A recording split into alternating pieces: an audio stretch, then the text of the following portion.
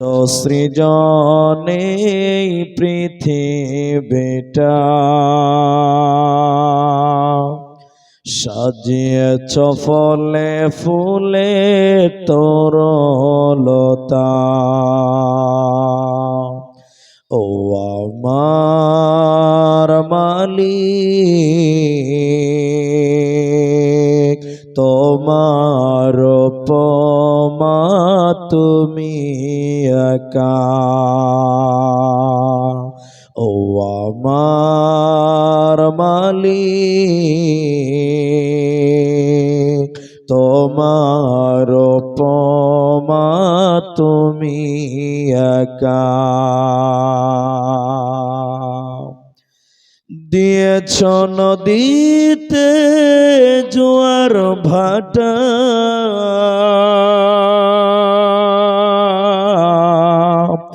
রাতের জোছনায় স্নিগ্ধতা, জলে জোনাকি মিটি মিটি বলে আল্লাহ আল্লাহ।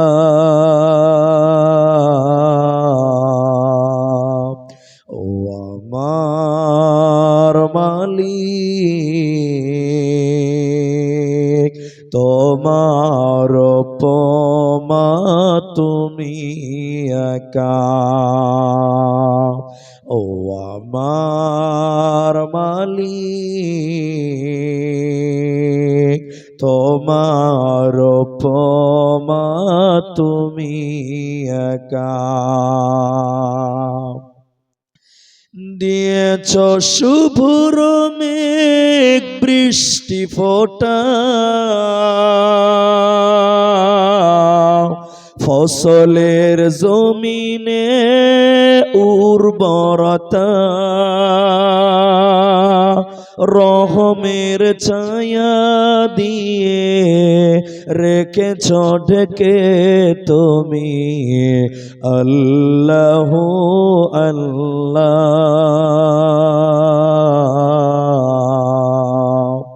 ও আমার মালিক, তোমার উপমা তুমি একা। ও আমার মালিক, তোমার উপমা তুমি একা। উপস্থিত চলমান সভার যোগ্যতম সভাপতি, স্টেজে ওলামায়ে কেরাম, অতিথিবৃন্দ, আমার সামনে বসে থাকা দিনদার ইমানদার মুমিন ভাই সকল, দোয়ার কেন্টারি মুরব্বী সমাজ, স্নেহের কচিকাচা, পর্দার অন্তরালে বসে থাকা মুমিনা সলেহা মা ও বোনেরা, প্রাণ প্রিয় ভোলাগড়িয়া পারুই বীরভূমবাসী, প্রশংসা সেই মহান মনিবের দরবারে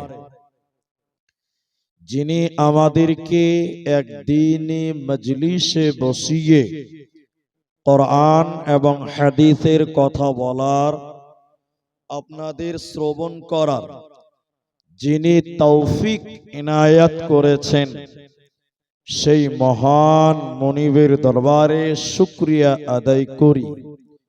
আমরা সকলেই একবার মহাব্বতের সঙ্গে বলি আলহামদুলিল্লাহ। দরুদ ও সালাম বর্ষিত হোক শেরকারে কায়নাত তাজদারে মাদানী নবী কুল শিরোমণি ইমামুল আম্বিয়া নবী মক্কি নবী মাদানী নবী আহমদ নবী মুহাম্মদুর রাসূলুল্লাহ, বলুন সাল্লাল্লাহু আলাইহি ওয়াসাল্লাম। मोहतरम भाइयों, अजीजों, नौजवान साथियों, আমি কোরআনুল কারীম 3 জায়গা থেকে 3টি আয়াতের টুকরো তেলাওয়াত করেছি, আর হাদিসে নববী থেকে একটি মাত্র হাদিসের টুকরো পাঠ করেছি।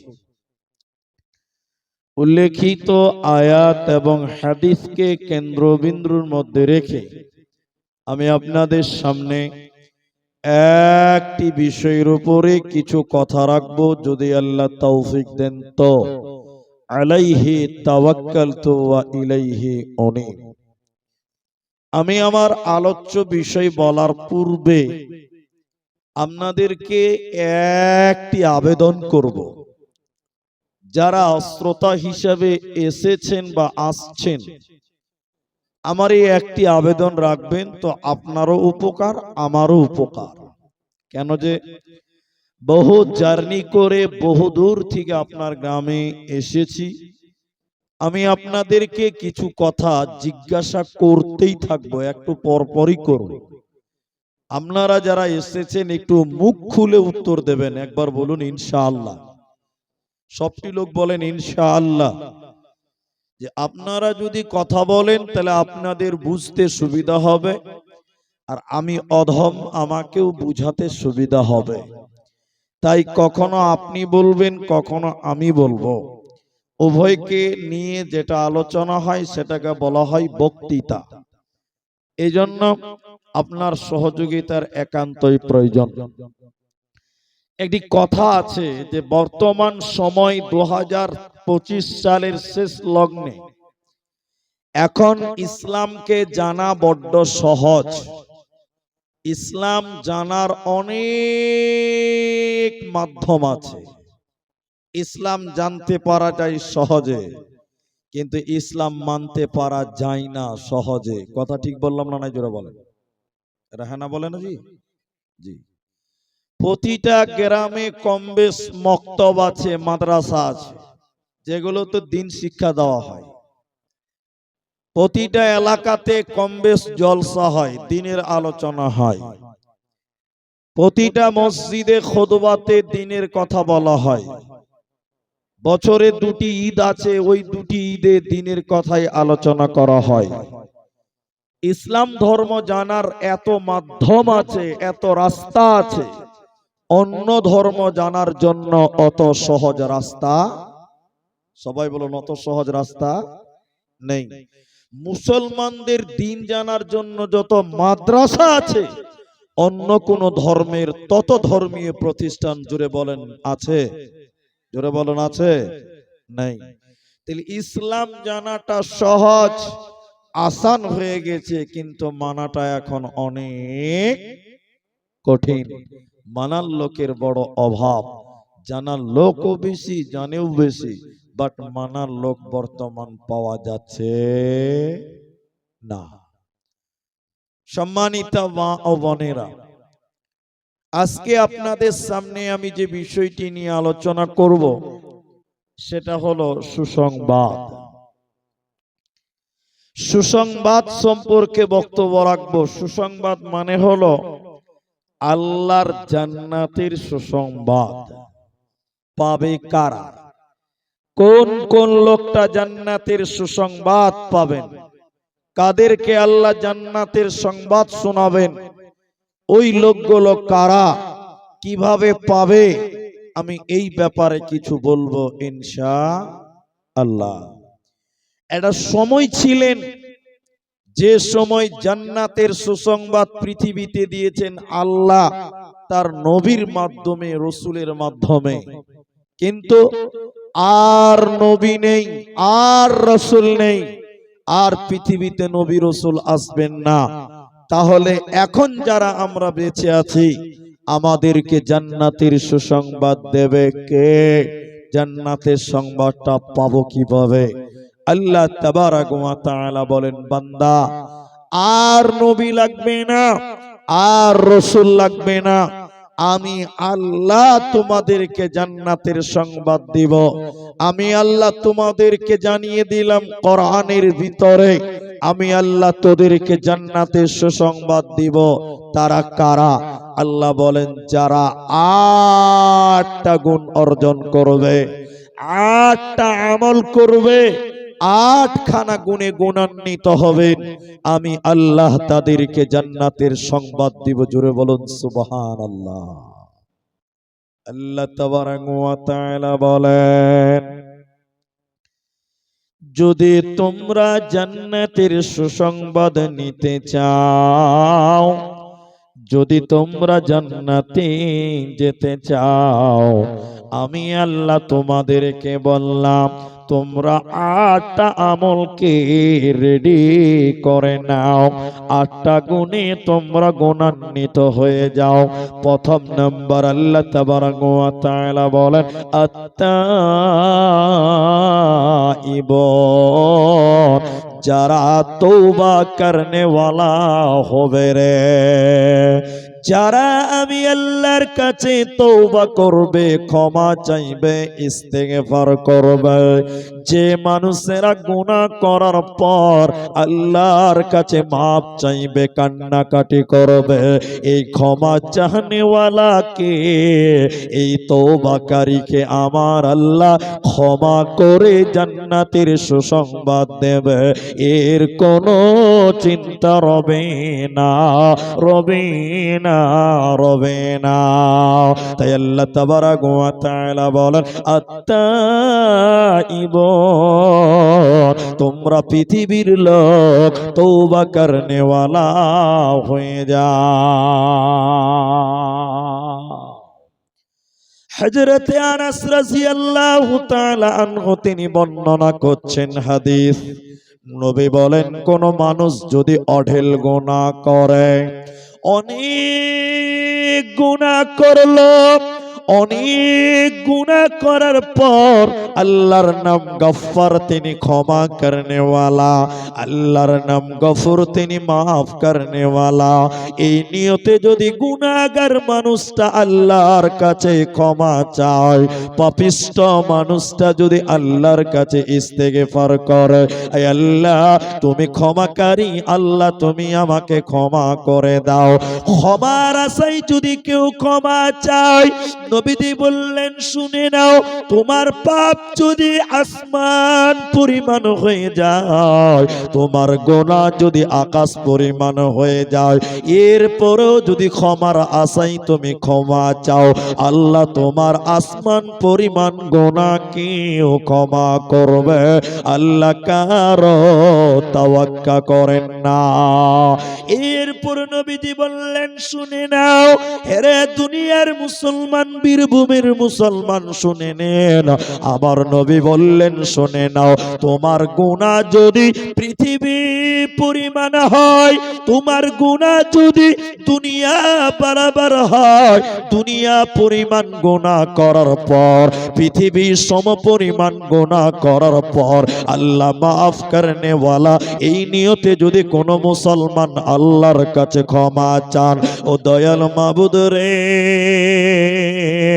তুমি ক্ষমাকারী, তুমি আমাকে ক্ষমা করবে, এই নিয়তে যদি ক্ষমা চাও, নবী বললেন আল্লাহ তোমার দুনিয়া পরিমাণ গুনাহ, আল্লাহ তোমার পৃথিবী পরিমাণ গুনাহকে মাফ করে তোমাকে ক্ষমা করে জান্নাত দেবে, তোমার কোনো চিন্তা রবে না, রবে না, রবে না।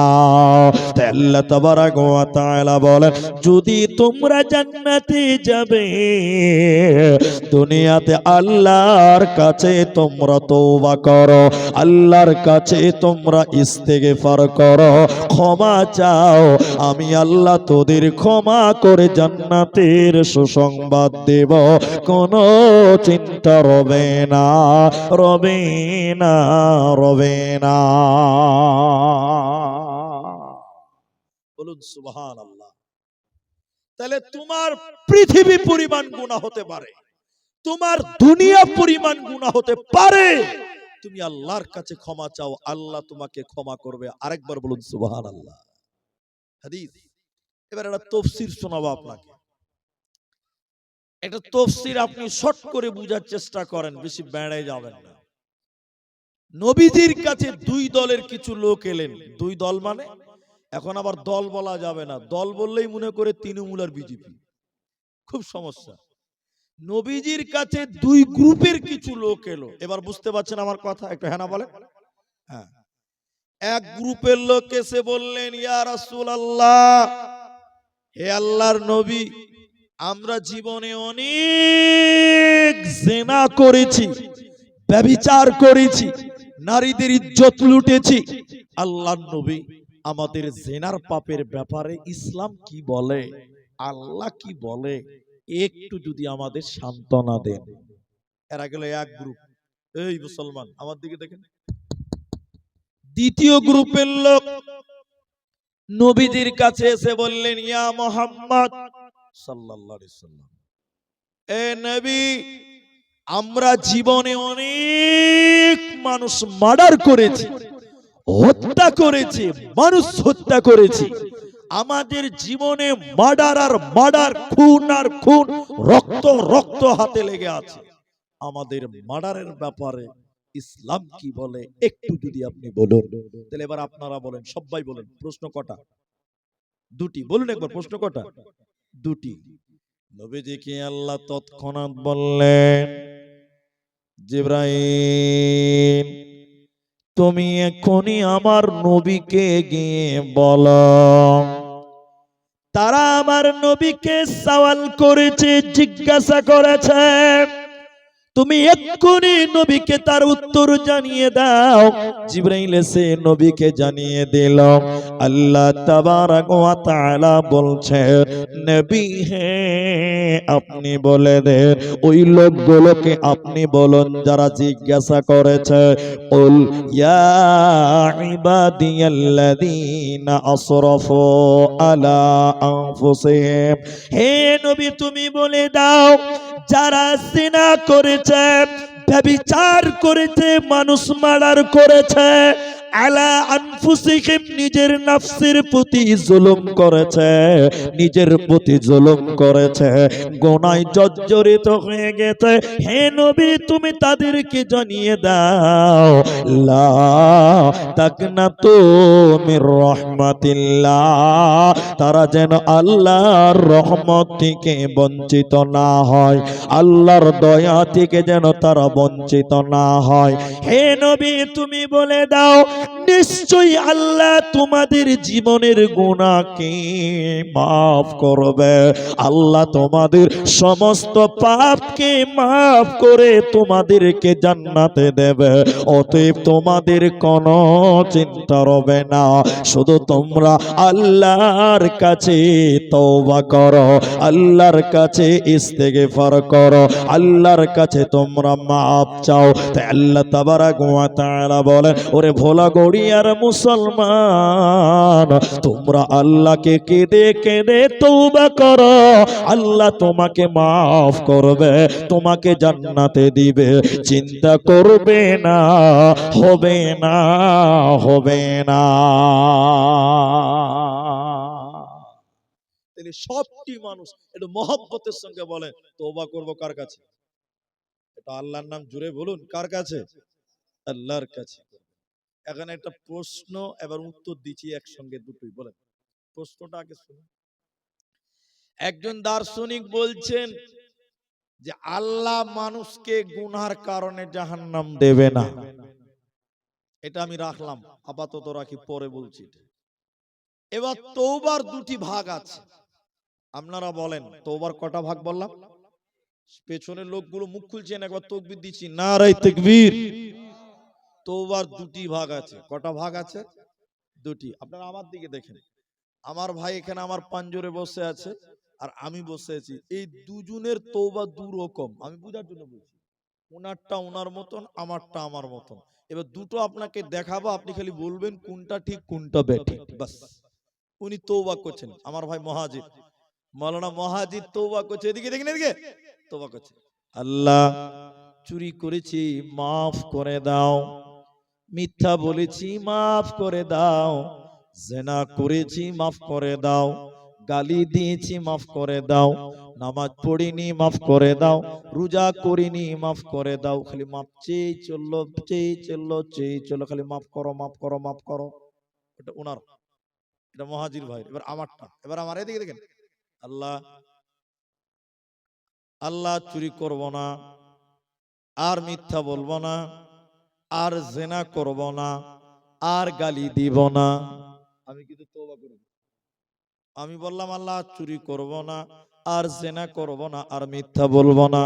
উনি বললেন, আল্লাহ চুরি করেছি মাফ করে দাও, জেনা করেছি মাফ করে দাও, তওবা করে আল্লাহ তুমি আমাকে মাফ করে দাও। আচ্ছা বলেন, দুটোর মধ্যে কারটা ভালো, আমারটা না ওনারটা? ওনারটা। কে বলছে আমারটা, কে বলছে ওনারটা। মানে এখানেও দুদল আছে, বুঝতে পারা যাচ্ছে। মাশাআল্লাহ। কেউ বলছেন উনারটা, কেউ বলছেন আমারটা। এবার আমি বলি তাহলে কোনটা? আচ্ছা, উনি বলছে আল্লাহ চুরি করেছি মাফ করে দাও, মানে আবার চুরি করব। বুঝতে পারছেন কথা? আল্লাহ নামাজ পড়িনি মাফ করে দাও, মানে আবার নামাজ ছাড়বো। জেনা করেছি মাফ করো, মানে আবার জেনা। সবাই বলেন বলেন করব। আর আমি কি বললাম? আমি কিন্তু মাফ চাইলাম না, আমি বললাম আর নামাজ ছাড়ব না, আর চুরি করব না, আর গালি দেব না, আর মিথ্যা বলবো না। বিশ্ব নবী বলেন, কোন মানুষ যদি তার ভুলকে বুঝতে পারে এবং ভালো আমল সৃষ্টি করে, ভালো আমলে অভ্যাসী হয়, তাহলে তার অতীতের গুনাহকে আল্লাহ নেকি বানিয়ে জান্নাতে দিবে, কোনো চিন্তা রবে না। বলুন সুবহানাল্লাহ। আপনি খালি বলেন আল্লাহ আর চুরি করব না, বাস আপনার অতীতের চুরিগুলো নেকি হয়ে যাবে। জোরে বলুন সুবহানাল্লাহ। এর নাম তওবা। আর খালি গুজুর গুজুর বলছে মাফ করো মাফ করো, এই হারামি লোক, আবার গুনাহ করবি নাকি? এর কারণ আছে। এইজন্য আল্লাহ বলেন, আমি তোমাদেরকে বারবার বারংবার ডেকে ডেকে বাড়াচ্ছি, বান্দা তোরা তওবা কর, জান্নাতে দিতে চাই বান্দা তোদেরকে। হাদিসের রাবি হযরতে আবু মুসা আল আশআরী রাদিয়াল্লাহু তাআলা আনহু, ওরে মা আমার, আপনারাও আমার দিকে অ্যাটেনশন হন। বিশ্ব নবী যখন সূর্য ডুবে যায়, মাগরিবের আযান হয়ে যায়, বিশ্ব নবী এইরকম পৃথিবীর দিকে তার হাত বাড়িয়ে দেয়, আমার দিকে, দুনিয়ার দিকে। বিশ্বনবী বলছেন আল্লাহ তার হাত এরকম বাড়িয়ে দেয়, যখন মাগরিব হয় সূর্য ডুবে যায়, আল্লাহ তার হাত দুনিয়ার দিকে বাড়িয়ে দেয়, বাড়িয়ে বলতে থাকে, ও দিনের পাপী রে, আমি আল্লাহ রাত্রি বেলায় তোদের দিকে হাত বাড়িয়েছি বান্দা, তোরা আমি আল্লাহর কাছে ক্ষমা চা, আমি তোদের জীবনের গুনাহকে মাফ করব।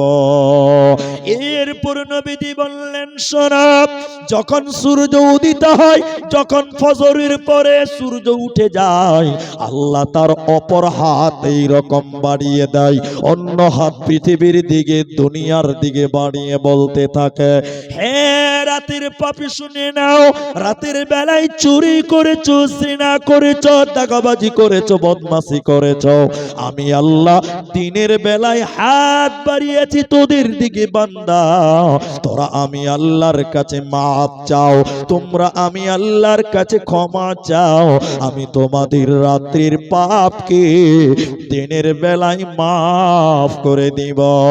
বিশ্ব নবী বললেন, শুনে নাও, যতদিন সূর্য উল্টো দিক থেকে না উঠবে, কিয়ামতের পূর্বে সূর্য উল্টো দিক থেকে উঠে যাবে, অতদিন পর্যন্ত আল্লাহ তার হাত বাড়িয়ে থাকবে, কখনো ডানে কখনো বায়ে, সকাল রাত্রে দুপুর বেলা, হাত বাড়িয়ে আল্লাহ তার বান্দাদেরকে বলে বলে বলে, এ তোরা আমার কাছে তওবা কর, তোরা আমার কাছে ইস্তেগফার কর, তোরা আমার কাছে মাফ চাও, আমি তোদেরকে ক্ষমা করে জান্নাতের সুসংবাদ দিব, তোদেরকে জান্নাতে দিব রে বান্দা, তোরা আমার কাছে তওবা কর। আল্লাহ তাবারাক ওয়া তাআলা বলেন, একটা আমল যদি তোমরা করতে পারো, আমি আল্লাহ তোমাদের জান্নাতের সংবাদ দিব। ওই আটটার ভিতরে প্রথম নাম্বার, তওবাকারী হয়ে যাও, মাপ চাহনেওয়ালা তোমরা হয়ে যাও, আল্লাহর কাছে তোমরা ইস্তেগফার করো, তোমাদের চিন্তা রবে না, রবে না, রবে না। সাবধানে তাকিও মুমিন ঈমান রাখা দায়, সাবধানে তাকিও মুমিন ঈমান রাখা দায়। কিয়ামতের আলামত ভাবে বোঝা যায়, সাবধানে তাকিও মুমিন ঈমান রাখা দায়, সাবধানে তাকিও মুমিন ঈমান রাখা দায়। কি লিখিব ভাই বাংলার বাণী, লিখতে ঝরে চোখের পানি। ক্ষমতার জোরে মানুষ মারে পশ্চিমী বাংলায়, ক্ষমতার জোরে মানুষ মারে পশ্চিমী বাংলায়। সাবধানে তাকিও মুমিন ঈমান রাখা দায়, সাবধানে তাকিও মুমিন ঈমান রাখা দায়।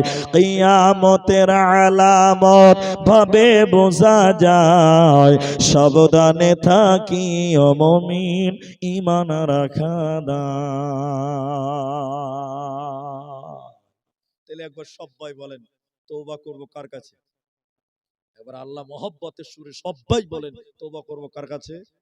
আল্লাহর কাছে। নাম্বার 2, আল আবিদুন ইবাদতকারী হয়ে যা। 5টা মিনিট আমার দিকে তাকা, পেছনে তাকাবে না, আমার দিকে দেখে। তওবাকারী হও, এরপরে বলছেন ইবাদতকারী হও। এটা মুমিন, এটা মুমিন, মুমিন মুসলমান, মুমিনা মুসলমান, তার মাথা থেকে পা পর্যন্ত, পা থেকে মাথা পর্যন্ত তার পুরো বডির দ্বারাই করবে ইবাদত আল্লাহ। কার? আল্লাহ। এদিকে দেখেন, একটা মুমিন ঘুমাবে ঘুমাবে ঘুমাবে, ওটা ইবাদত হবে। আপনি বলবেন যে হুজুর ঘুমাবে ওটাও ইবাদতই, আবার কেমন ইবাদত? বলে হ্যাঁ, ঘুমানোটাও ইবাদত। একটা লোক বাথরুমে যাবে, পেশাব করতে যাবে, পায়খানায় যাবে, টয়লেট, ওটাও ইবাদত। আপনি রাস্তাতে হাঁটবেন, ওটাও ইবাদত। আপনি বলবেন মুনি সাহেব কথা লাইন উল্টো হয়ে গেছে, বলে না, ওটা ইবাদত। কেমন ইবাদত? এবার আপনাকে দেখেন।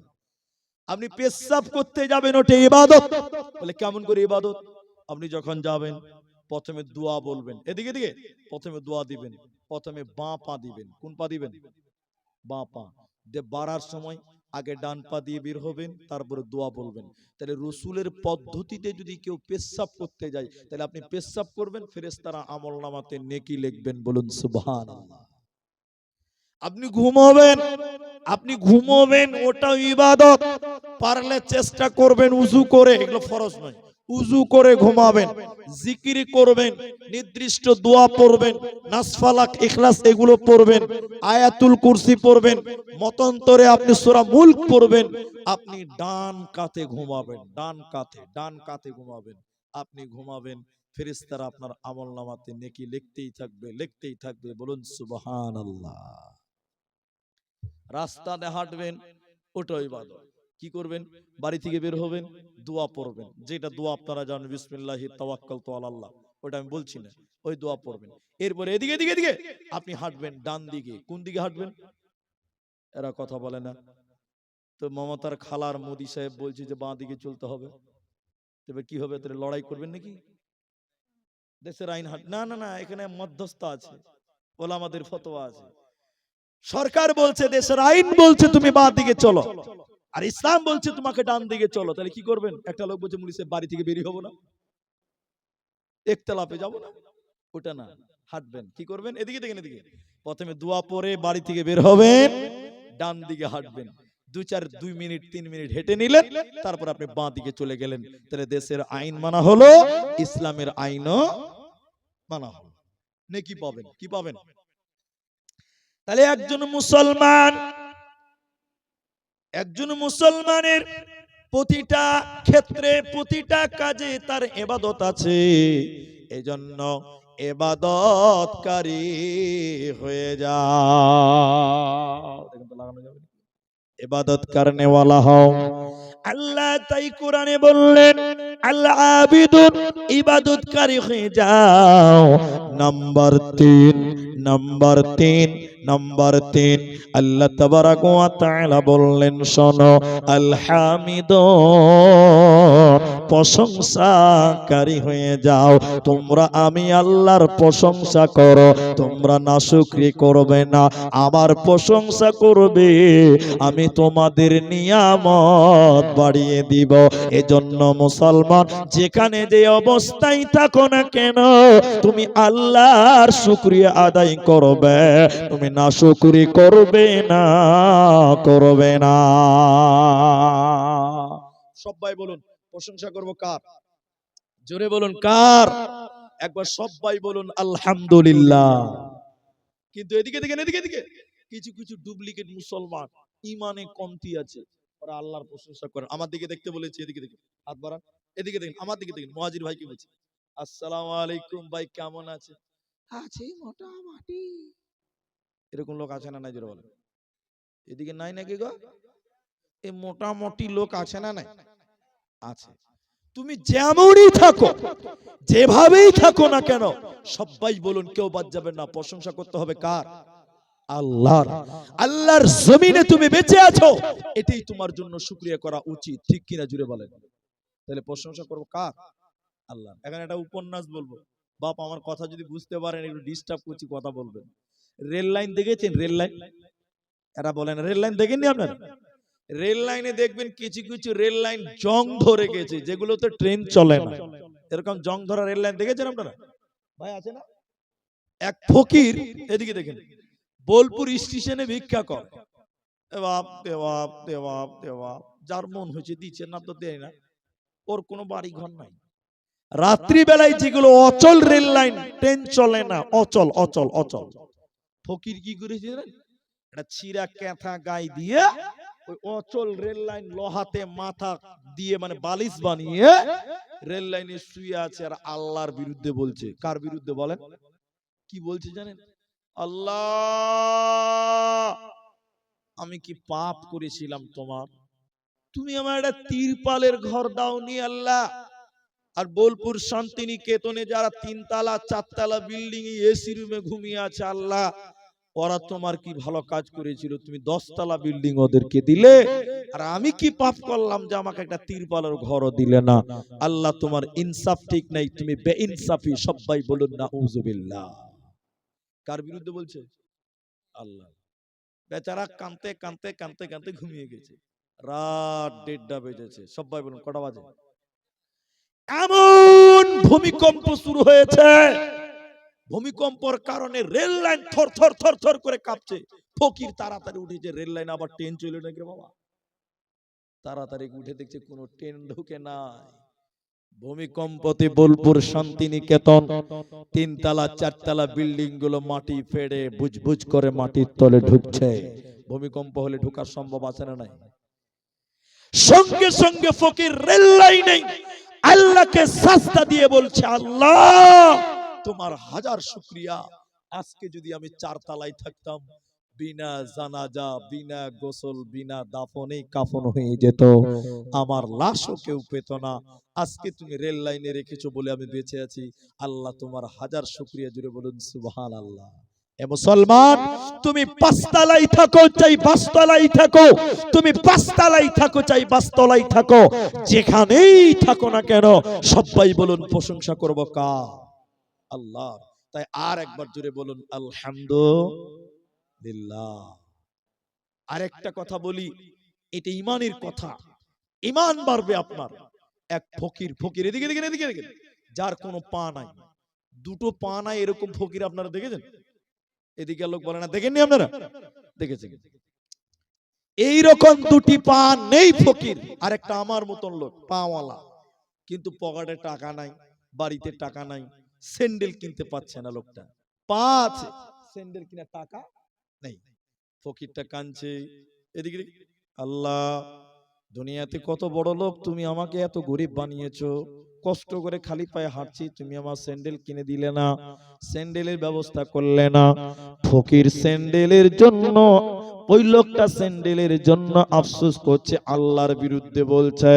হঠাৎ করে এগিয়ে যেতে যেতে যেতে যেতে দেখলো সামনে একটা ফকির, যার দুটি পা নাই, গড়তে গড়তে বাটি নিয়ে আগিয়ে যাচ্ছে।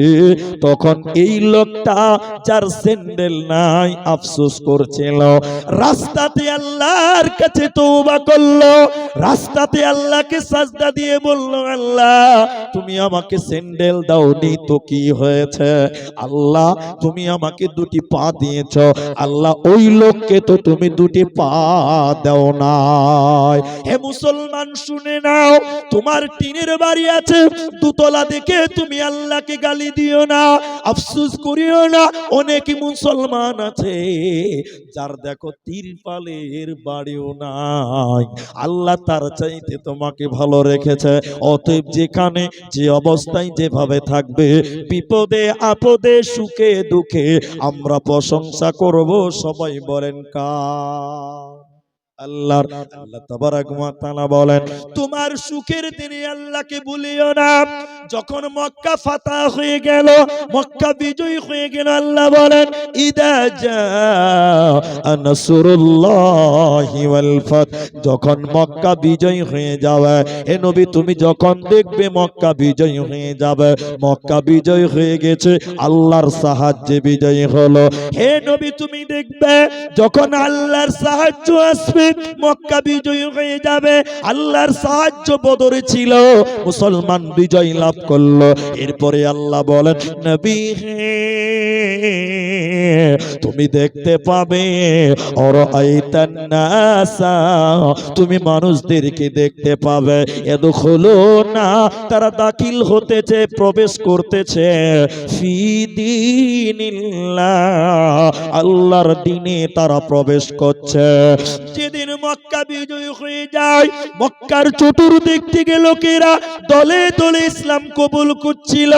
এমন প্রদেশ থেকে 700 লোক, কেউ আজান দিতে দিতে, কেউ তাকবীর দিতে দিতে মক্কায় এলো, আর নবীজির কাছে কালেমা পড়ে ঈমান আনলো।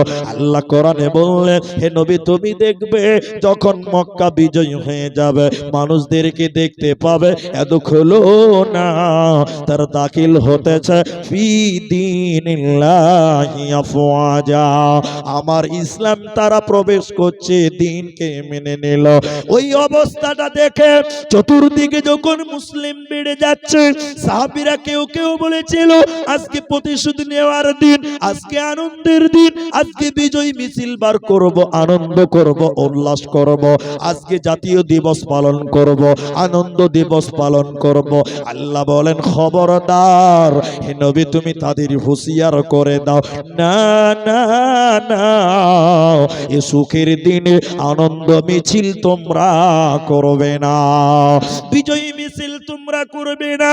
তোমরা কি করো? ফাসাব্বিহ বিহামদি, তোমরা তোমার রবের তাসবিহ করো, তোমরা তোমাদের রবের প্রশংসা করো, আল্লাহর শুকরিয়া আদায় করো, ওয়াস্তাগফিরহু, এবং আল্লাহর কাছে তোমরা ইস্তেগফার করো, আল্লাহর কাছে তোমরা ক্ষমা চাও। অতএব সুখের দিনে প্রশংসা করো আল্লাহর, দুঃখের দিনে তুমি আল্লাহর প্রশংসা করো। আল্লাহ তোমার কামায়ে, আল্লাহ তোমার রুজিতে, আল্লাহ তোমার বাড়িতে বরকত ভরে দিবে, তোমার অভাব থাকবে না। সবাই আরেকবার বলুন আলহামদুলিল্লাহ। প্রশংসা করব কার? আল্লাহর প্রশংসা। কখনো বলবেন না ভাই খুব বিপদ, মোটামুটি, এগুলো নয়। প্রথমে প্রশংসা করবেন আল্লাহর, এরপরে বলবেন আল্লাহর উপর ভরসা আছে, আল্লাহ যে হালাতে রাখছে ভালো আছে। কেন? আপনি যে বিপদে আছেন, আপনার চাইতে বেশি বিপদে পৃথিবীতে কেউ না কেউ আছে। কি বলছেন? নাই?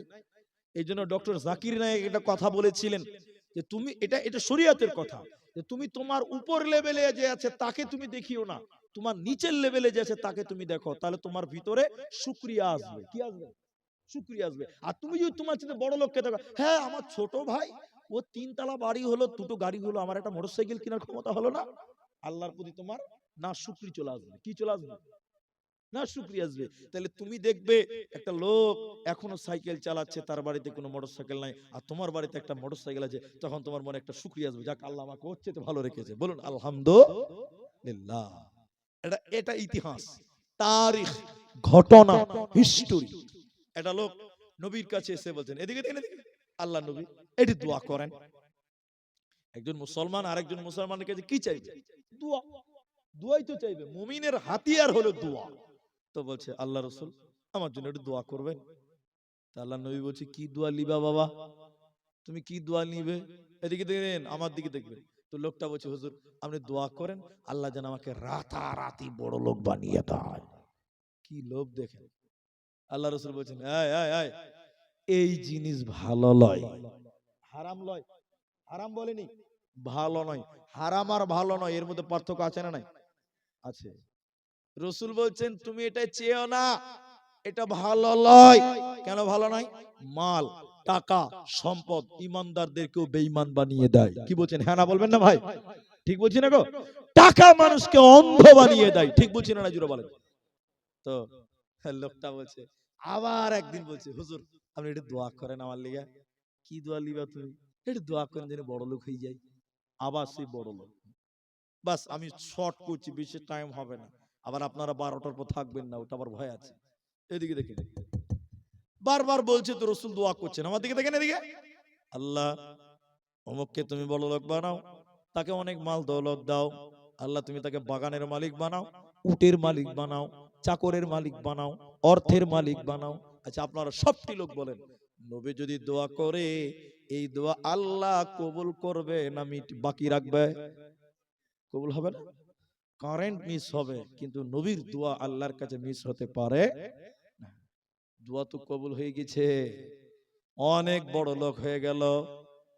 বেশ কিছুদিন পর লোকটা ফজরের নামাজ পড়তে মসজিদে আসে না। কোথায় আসে না? বলে না কথা, মসজিদে আসে না গো। বাস এক উক্ত গেল, বাস এটা মেনে নিলাম, ঠিক আছে। কিছুদিন পর দেখছে মাগরিবের টাইমে মসজিদে নাই, বাকি 3 উক্ত আছে, 5 থেকে 2 উক্ত মাইনাস। এরপরে একদিন দেখছে জোহরের টাইমে নাই।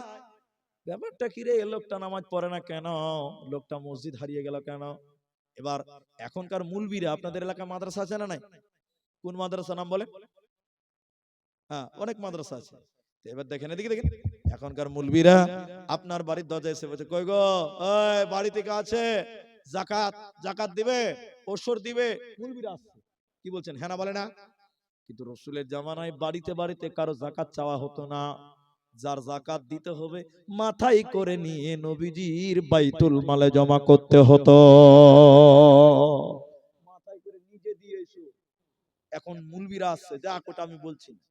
এবার লোকটা বড় লোক, আসর গেল, মাগরিব নামাজ ছুটে গেল, বড় লোক হয়ে গেছে, যাকাত দেয় না, যাকাত পৌঁছায় না।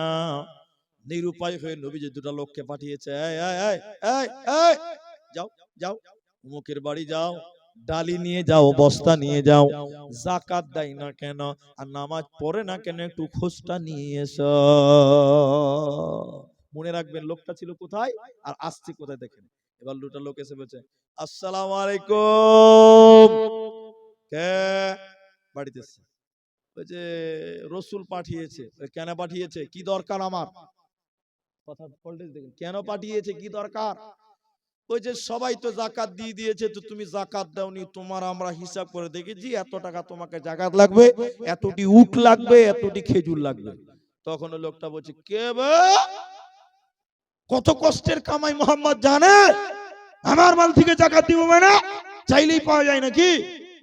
সাহাবীরা তখন আফসোস করে বলতে লাগলো ছিলে কোথায়? আপনারা বলেন, ছিলে কোথায়, এলে কোথায়, যাবে কোথায়? বুঝতে পারেননি মনে হয়। ছিলে কোথায়, নবীজির পেছন পেছন ছিলে, এলে কোথা, আজকে কোন জায়গাতে তুমি দাঁড়িয়েছো বলো, আবার যাবে কোথায় তোমার তা নিশ্চয়তা নাই। নবীজি তাকে ডেকে পাঠালেন, এই আল্লাহর বান্দা তুমি যাকাত দাও না কেন, তুমি ফজরের সময় মসজিদে আসো না কেন? হুজুর আমার প্রায় 58টা লেবার আছে, কর্মচারী আছে। মসজিদে যখন উম্মে মাকতুম, মসজিদে যখন বেলাল বলে আসসালাতু খায়রুম মিনান নাম, লেবার আছে কর্মচারী 58টা। কটা বলেন? 58টা। এবার আমি মালিক, মুফিজউদ্দিন উঠ রে, করিম উঠ রে, আরে সাত্তার উঠ রে, উঠ রে, আজান হলো রে। এই করতে করতে করতে করতে বেলা 6টা বেজে যায়, নামাজ পড়তে পারি না।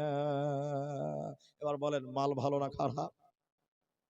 ছিলে কোথা, এলে কোথা, যাবে কোথা? বন্ধুরে আমার, আল্লাহ তাকে পরীক্ষা নিল, কিন্তু এই লোকটা গরিব ছিল। আল্লাহ যখন নবীদের দুয়ায় তাকে মালদার বানালো, তখন তাকে বেশি বেশি করে ইবাদত করা দরকার ছিল কি ছিল না? জোরে বলেন। ছিল, কিন্তু না করে না শুকরি করলো, আল্লাহ তাকে বরবাদ করলো, হালাক করলো, জাহান্নাম দেবে। অতএব মুসলমান, সুখে আছো আলহামদুলিল্লাহ, দুঃখে আছো তবুও তুমি বলো আলহামদুলিল্লাহ। আল্লাহ বলেন 8টা আমল যে করবে রে, আমি আল্লাহ তাকে জান্নাতের সুসংবাদ দিব। 1 নাম্বার তোমরা তওবাকারী হও, 2 নাম্বার ইবাদতকারী হও, 3 নাম্বার প্রশংসাকারী হয়ে যাও, নাশুকরি করবে না, করবে না। 4 নাম্বার আল্লাহ বলেন আস-সাইহুন, রোজাদার হয়ে যাও। এবার বলেন আপনার দিকে বেরোজাদার মুসলমান আছে না নাই ভাই? এই ভোলাগুড়িতে নাই বেরোজাদার আবার মুসলমান? অনেক লোক 75% আছে না? আল্লাহ, একটা লোক সত্য কথা বলেছে, আলহামদুলিল্লাহ বলেন আলহামদুলিল্লাহ। ও তো সত্য কথা বলেছে। দেখেন দেখেন, একটা লোক নামাজ নেই, রমজান মাসে বিপদে পড়ে নামাজ পড়ছে। বিপদে পড়ে নামাজ বুঝেন, সবাই পড়ছে, আমি না পড়লে কেমন হয়? নামাজ ধরেছে বেটা, কিন্তু 3টা রোজা করেছে, বাকি আর রোজা করে না। এরকম লোক আছে না নাই বলেন? মসজিদের পায়খানাতে বসে বসে বিড়ি টানে, এরকম মাল এলাকাতে নাই? আল্লাহ, আমি সাইথিয়াতে এসেছিলাম গো, সাইথিয়াতে। আমার গ্রামের নামটা এখন মনে আসছে না, অনেকদিন হয়ে গেল। মোটামুটি ধরে 8 বছর হলো, 8 বছর। হ্যাঁ, তখন আমার দাড়ি খুব ছোট ছোট ছিল। এদিকে দেখেন, এদিকে। আমি কাঞ্চনজঙ্ঘা ট্রেনে এসেছিলাম, আসাম থেকে, বাড়ি থেকে ট্রেনে এলাম। তো মসজিদে ঢুকলাম আসরের পর, মাগরিবের আগে। তা আমি উজু করব, ইফতারে বসবো। তা আমি বলছি ভাই আগে বাথরুম পায়খানা সেরে নেই, তারপর উজু করে নামাজ পড়বো, তারপরে ইফতারে বসবো, বাস ভালো। এবার আমি বাথরুমে যাবো, এদিকে দেখেন এদিকে। তো বাথরুমের গেটটা ভিতর থেকে লাগা আছে, তার মানে ভেতরে কেউ বলে না কথা আছে। তো আমি অপেক্ষা করছি, ওই শিয়ালদা 3 নম্বর প্ল্যাটফর্মের মতন দাঁড়িয়েছে আর কি, যে এবার কেউ বাড়াবে তো আমি ঢুকবো আর কি। বেশ 5-7 মিনিট পর একটা লোক বাড়ালো। তার চেহারা নিয়ে আমার কোনো খারাপ ধারণা নাই, কিন্তু দেখতে বেশ মোটা ছিল আর কি, কালো মোটা। ও যখন বের হলো, এবার আমি ঢুকলাম। ঢুকে খালি দরজা লাগিয়েছি, এত গন্ধ, থাকতে পারলাম না, দরজা খুলে বেরিয়ে গেলাম। আচ্ছা আপনারা বলেন কিসের গন্ধ? মাশাআল্লাহ, এরা ভালো জানে জি কিসের গন্ধ। বিড়ির গন্ধ। এটা কোন টাইম বলছি বলেন তো? রোজার টাইমে, আসরের পর মাগরিবের আগে, মানে রোজা অবস্থার টাইম। এই ভদ্রলোক কত চিটার দেখেন, নামাজের ইফতারের আগে মসজিদের বাথরুমে বসে বসে বিড়ি টানে। এরকম এলাকাতে এখানেও রোজাদার হও। রোজা না রাখলে কি শাস্তি হয়? আল্লাহ 4 নাম্বার বলেন রোজাদার হয়ে যাও। এই রোজাদা না রাখলে কি শাস্তি হবে? ওরে আমার মা, ওরে আমার বোন, হাদিস নবী বলেন 2 জন ফেরেশতা আমাকে 2 বাহুতে ধরে নিল, ধরে আমাকে জাহান্নাম দেখাবার জন্য নিয়ে যাচ্ছিল। যেতে যেতে যেতে যেতে আমি জাহান্নামের ভিতরে দেখলাম কিছু মানুষের পা গুলোকে আকাশের দিকে বাঁধা আছে, আর তাদের মাথা মুখমণ্ডল মাটির দিকে ঝুলছে। পা গুলোকে আকাশের দিকে, মাথা মুখমণ্ডল মাটির দিকে ঝুলছে। উল্টো করে রাখার কারণে ওদের গালগুলো, মুখগুলো ফেটে ফেটে ফেটে ফেটে রক্ত পড়ছে। আমি নবী থাকতে না পেরে বললাম জিবরাইল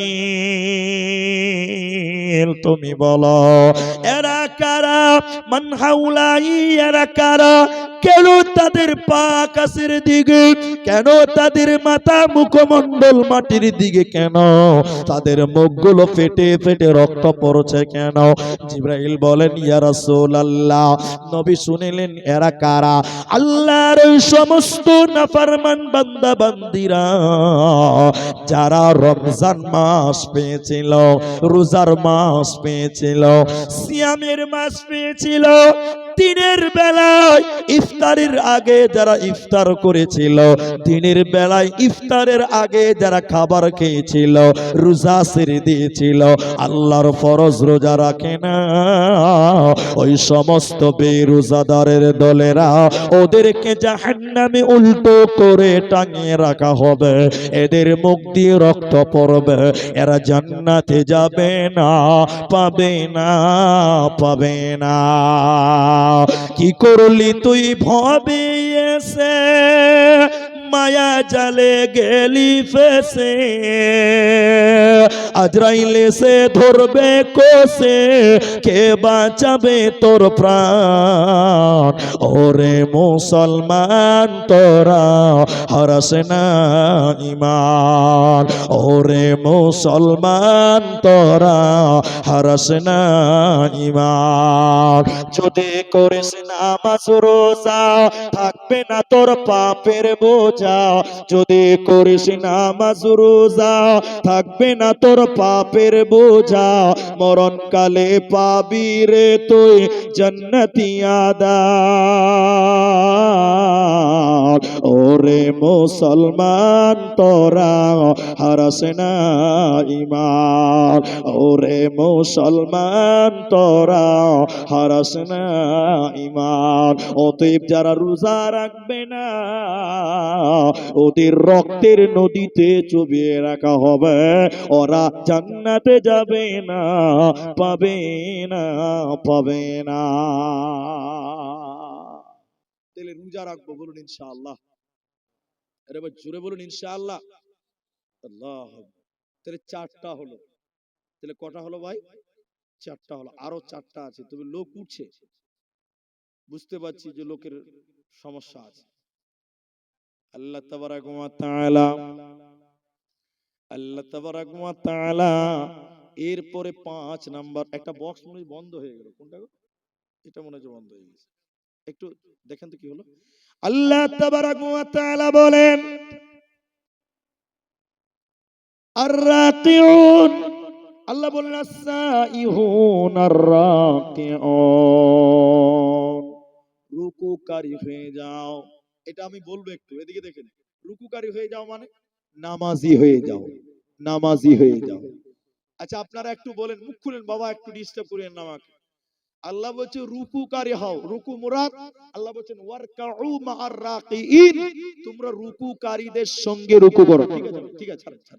রুকুকারীদের সঙ্গে রুকু করো। তাহলে নামাজ পড়বে নামাজীদের সঙ্গে, মানে জামাতে নামাজ পড়ো। আমরা সবাই নামাজ পড়বো, বলুন ইনশাআল্লাহ। একটু সত্য করে বলেন, মিথ্যা বলবেন না। এখন মুসলমান নামাজি বেশি না বেনামাজি বেশি? আল্লাহু আকবার। এটা বুঝার জন্য বলি, সাদ্দাম আছে এখানে? আচ্ছা, সাদ্দাম একটু বাইরে গেছে, এদিকে দেখুন মসজিদ আছে। আমি বলছি মনে করেন আমার এই মহাজির ভাই এই মসজিদের ইমাম, বলা বুঝার জন্য বলছি, এই ভাই হলো ইমাম। আচ্ছা ভাই আপনার কষ্ট হয়েছে কি? কষ্ট হয়েছে আপনাদের? ইনি ইমাম। আমি বললাম ভাই এদিকে দেখেন, এদিকে দেখেন, কুচুর কুচুর কুচুর কুচুর করছেন আপনারা। এই মসজিদে ভোলাগড়িয়াতে মুসলিম পুরুষ ভোটার কত আছে? আমার বাংলা বুঝতে পারলেন? মুসলিম পুরুষ ভোটার কত আছে? তো ইমাম সাহেব বলছে এদিকে দেখেন 5,000 মুসলমান পুরুষ আছে। বলুন কত হাজার? মাশাআল্লাহ মাশাআল্লাহ, কত বললো? 5,000। ইমাম সাহেব বলছে 5,000, উনি বলছে জি 5,000। তখন আমি বললাম ফজরের সময় মসজিদে কটা আসে? উত্তর কি দিবে? 5টা। কটা? আর মুসলমান কটা? এরা বলে না গো, 5,000 মুসলমান। আর নামাজি কটা? 5টা। আবার কোন কোন মসজিদে ফজরের সময় ইমাম আর মুয়াজ্জিন মিলে নামাজ শেষ করে দিচ্ছে, এরকম আছে না? জুড়ে বলেন। আল্লাহু আকবার, নামাজি নাই। এটা হাদিস নয়, কোরআন নয়, তাফসীর নয়, কিচ্ছু নয়, এটা বানিয়ে বলছে আপনাকে। এবার এটা রাসূলের সাহাবী, মাত্র 25 বছর বয়স, এটা বুঝার জন্য বলছি। এই এই এই এই, ও রাসূলের সাহাবী, আপনারা মুসলিম পুরুষ কতজন? সাহাবী বলছে মাত্র 200 জন। বলুন কয়শো? 200। সাহাবীকে জিজ্ঞাসা করলাম 200? হ্যাঁ। তা বলছে নামাজি কটা? উত্তর কি দিবে সবাই বলুন? 200টি দিবে। মাশাআল্লাহ মাশাআল্লাহ। তাহলে রাসূলের যুগে যটা মুসলিম তই জনাই নামাজি, যটা মুসলমান তটা নামাজি। আরে মুসলমান তো দূরের কথা, রাসূলের যুগের যারা মুনাফিক তারাও নামাজ পড়তো, ঠিক কিনা জুড়ে বলেন? আর এই যুগের মুসলমানের বেটা মুসলমান আব্দুর রহমান হাজী সাহেবের পোতা মৌলভী সাহেবের বেটা, ও আবার নামাজ পড়ে না, আবার বলছে যে হুজুর নামাজ না পড়তে পারি ঈমান ঠিক আছে, ও হলো পাক্কা চিটিংবাজ। যে নামাজ পড়ে না বলে ঈমান ঠিক আছে, ওর মতন বদমাশ দুনিয়াতে কেউ আছে? আল্লাহ, আমাকে বড় দুঃখ লাগে। তুমি দান করো, সাদকা করো, জলসা করো, যাই করো না কেন, তুমি যদি নামাজ না পড়ো তাহলে তোমার কোন ইবাদত কোনো কাজে আসবে। এর বাংলা অর্থ বলবো আপনাকে, আপনাদের কি কষ্ট হয়েছে গো বাবা? এই আলেমরা বসে আছে, ইনারা সাক্ষী দিবে আমার কথাতে। আল্লাহর নবী বললেন আউয়ালু মা ইউহাসিবু বিহিল আবদ, কিয়ামতের দিন সর্বপ্রথম মানুষকে হিসাব চাইবে আল্লাহ। কে চাইবে হিসাব? আল্লাহ। কিসের হিসাব? as-সালাত, নামাজের হিসাব দাও। এই এই এই এই এই, এই জালসা কমিটি, নামাজের হিসাব দাও। তখন জালসা কমিটি যদি বলে যে আল্লাহ ওইটা খানিক পরে দিব, বড় করে জালসা করেছিলাম, এইটার হিসাব আগে নাও। কি বলছেন? আল্লাহ মানবে? এরা জোরে বলে মানবে? আপনাকে বলছে এই এই এই এই, নামাজের হিসাব দে। বলছে আল্লাহ বড় গরু কুরবানি দিয়েছিলাম, ওটা আগে নাও তারপর নামাজের দেখছি। আল্লাহ কি বলবে? এই এই এই, চুপ, না, না, লাইন কাট, জাহান্নামী দলে দাঁড়া। তোমার নামাজের হিসাব যতক্ষণ পর্যন্ত না মিলবে বাকি কোন হিসাব তোমার কাছে চাইবে? যারা বলেন চাইবে না। তাহলে তোমাকে নামাজ পড়তে হবে। কি করতে হবে? এই নামাজ পড়তে হবে নামাজীদের সঙ্গে জামাতে। আল্লাহ বলেন ওয়ারকাউ মা'আর রাকিন, রুকুকারীদের সঙ্গে রুকু করো, কারণ জান্নাতি লোক বেনামাজি হতে পারে না। 700 800, এখান থেকে আমার বাড়ি 800 কিলোমিটার। কত কিলোমিটার? Up down 1600 kilometre. আমি বলছি আপনাকে, এদিকে দেখেন, আমি জালসাতে স্টেজে উঠেছি। ভাই এই কাগজটা আমাকে দেন একবার, এই কাগজটা আমাকে একবার দেন, আমি এটা বুঝার জন্য বলছি। এদিকে দেখেন, এদিকে দেখেন, আমি স্টেজে বসে বসে এরকম একটা কাগজ আমার পকেট থেকে বার করলাম। আমি একটু উদাহরণ দিয়ে বলছি, বেশি ভালো হচ্ছে বুঝতে। বের করে আমি আমার ওই সভাপতিকে দিলাম যে ভাই আগামী জানুয়ারি মাসের 7 তারিখে আমার বাড়িতে আপনাদের স্টেজে যত দিয়েছেন সবটির দাওয়াত। উনি একটু বুড়া মানুষ তো, একটু বয়স হয়েছে হালকা, ইনার চেয়ে বয়স বেশি। উনি বলছেন যে এত দূর যাওয়া যাবে নাকি? তো মহাজির তো একটু চ্যাংরা আছে, ওই তখন বলছে জি জি কাগজটা আমাকে দেন। আমাকে দেন কেন, আমি চলে যাবো। ওই ইয়াং মুলবি ও বলছে কেন, বলছে বোলপুরে সরাইঘাট ট্রেন ধরবো, গুয়াহাটিতে নেমে যাবে। আর আমি বলেছি স্টেশনে ফোন করবেন, আমার ড্রাইভার আপনাদেরকে নিয়ে আসবে। আপনারা বলেন যাওয়া সহজ না কঠিন? সহজ। কিন্তু বুড়া মানুষের ভিতরে একটু খানিক ধরক ধরক করবে, করবে করবে না? যেদিন 6 তারিখ মানে একদিন আগে যেতে হবে, স্টেশনে এসে আমাকে ফোন করছে, জি মৌলভী সাহেব আমরা কিন্তু 8 জন আপনার বাড়ি আসছি। হ্যাঁ হ্যাঁ হ্যাঁ, আপনি স্টেশনে নেমে আমাকে ফোন করবেন, ড্রাইভার আপনাদের নিয়ে আসবে। এরা খুব মনের আনন্দে সারা রাত ট্রেনে পার করলো। পরের দিন যখন গুয়াহাটিতে যাবে তখন আমাকে একজন বলছে এই মৌলভী সাহেবকে ফোন করে ড্রাইভার পাঠাবে। এদিকে দেখুন, এদিকে আমার নম্বরে ফোন করছে যে ড্রাইভার পাঠাবে। যখন ফোন করেছে মোবাইল বলছে যে আপনার ডায়াল করা নাম্বারটি সুইচ অফ আছে। কেমন লাগবে বাবা, কেমন লাগবে? তখন এদের মনে ধুক করে উঠছে, যা বাবা ফাঁকি টাকি দিল না তো বাবা। চ্যাংরা মানুষ বুঝার জন্য বলছি। তখন বলছে আরে বাবা কোনো কারণে মোবাইল সুইচ অফ হতেই পারে। তো আব্দুর রহমান সে ফেমাস বক্তা, স্টেশনে ওনার কার্ড দেখাবো, যে দেখবে সেই চিনতে পারবে। ঠিক বলছি না নাই বলেন? এবার স্টেশনে এটা ট্যাক্সিওয়ালাকে বলছে ভাই এই বক্তা সাহেবের বাড়ি যাবো, যাওয়া হবে? হ্যাঁ বসেন বসেন বসেন। বক্তা সাহেবের বাড়ির ঠিকানা আছে, দোকানের ঠিকানা আছে, বাড়ির ঠিকানা যে বলছে বাড়িতে কেউ আছে? আমার স্ত্রী বলছে কে? বলে আমরা সেই পশ্চিমবঙ্গে বীরভূম থেকে এসেছি। কারণ আমার স্ত্রী বলছে বাড়িতে নাই ভাই, দোকানে আছে। মনের অবস্থাটা কেমন হবে? আরো ভয় লাগবে, লাগবে কি লাগবে না বলে? ট্যাক্সিওয়ালাকে বলছে ভাই তাড়াতাড়ি দোকান চল। দোকানের অ্যাড্রেস লেখা আছে, দোকানের সামনে যে দেখছি যে লম্বা করে শাটার লাগা। কি হবে খালি ভাবে। আবার বাড়ি এসছে, মুড়ি বাড়ি এলেন? জি বাড়ি এলেন? না দোকান আছে, আবার দোকান। এই দোকান আর মাকান, মাকান আর দোকান, দোকান আর মাকান। এমন সময় বুড়া মানুষ তো কান ধরে লেগে যাবে, তওবা করছি জীবন আর আশা ভাসবো না। এমন সময় জোহরের আজান দিয়েছে, এখানে শিক্ষা আছে। জোহরের আজান দিয়ে দিয়েছে, তখন এরা বলছে যাক পাবো তো পাবো, না পাবো তো না পাবো, বাড়ি যাবো, চলো আজান দিয়েছে নামাজটা পড়ে আলি আগে। এরা মুসাফির মানুষ, দূরের লোক, অচেনা জায়গা, আজানের শব্দ পেয়ে মসজিদে গেল। মসজিদে যে উজু করে এবার নামাজে দাঁড়িয়েছে। মুসাফির লোক তো পেছনে নামাজে দাঁড়িয়ে, এদিকে দেখেন এদিকে দেখেন, নামাজে দাঁড়িয়েছে। নামাজের সালাম ফিরিয়ে দেখছে বক্তা আব্দুর রহমান বিন দেলোয়ার নামাজের প্রথম কাতারে ইমামের পেছনে বসে আছে। কি বুঝলেন? একটা জান্নাতি লোককে খুঁজতে গেলে দোকানে মাকানে, মাকানে দোকানে খুঁজলে হবে না। নামাজের টাইমে নামাজি লোক, জান্নাতি লোককে মসজিদে পাওয়া যাবে। দোকানে মাকানে পেরেশান হতে হবে না। লোকটা যদি জান্নাতি হয় মসজিদে মিলবে। তাই আল্লাহ বলেন নামাজি হয়ে যাও এরে গ্রামের লোক। তুমি যদি নামাজ না পড়ে কোটি কোটি টাকা দিনের পেছনে খরচা করো, তোমার খরচা কোনো কাজে আসবে না।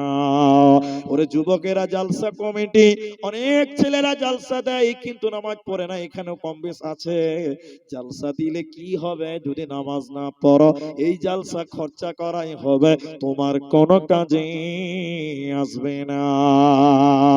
6 নাম্বার আল্লাহ বলেন আসসাজিদু, সাজদাকারী হয়ে যাও। সবাই একটু আমাকে বলেন, সবাই বলেন সাজদা করব কাকে? আহারে আরেকটু জোরে বলেন কাকে? আল্লাহকে। এই কপালটা আল্লাহ ছাড়া অন্য কোথাও ঠেকানো যাবে না। এখন কিছু লোক গাছের তলায়, কিছু লোক কবরের কাছে, কিছু লোক মৃত্যু মাটির উপরে, মাটির তৈরি মূর্তির সামনে, কেউ আবার কবরের সামনে, কেউ আবার জিন্দা পীর, কেউ আবার মৃত পীর, বিভিন্ন ব্যক্তিকে সাজদা দিয়েছে। কিন্তু সবাই আরেকবার বলেন এই কপাল একজনের সামনে নামবে, তিনার নাম আল্লাহ। হে আমার ভোলা গুরিয়ার মায়েরা, বিশ্ব নবী বললেন আমি নবী মানুষে মানুষকে যদি সাজদা করার অনুমতি দিতাম, পারমিশন দিতাম, তাহলে আমি নবী বলতাম ও মেয়েরা তোমরা তোমাদের স্বামীদের সাজদা করো, তোমরা তোমাদের স্বামীদেরকে সাজদা করো, ভক্তি করো, সাজদা করো। ইসলামে এর অনুমতি নাই। তাহলে মানুষই মানুষকে সাজদা করা যাবে না। এই সাজদা একজনকে করতে হবে। সবাই জোরে বলেন তার নাম আল্লাহ। আল্লাহ ছাড়া কাউকে সাজদা দিলে শিরক হবে, গুনাহ হবে, এতে কোনো সন্দেহ না। যারা পীর ফকির মানে, আমি বলছি না যে এদিকে নাই, এদিকেও হয়তো আছে, পাশেও থাকতে পারে, আমি বলছি যে নাই, থাকতে পারে, তার কথা তার কাছে। আমি আমার অভিজ্ঞতা থেকে বলছি, আমার নিজের দেখা, নিজের অভিজ্ঞতা। আমাদের এক নানা ছিলেন, মারা গেছে।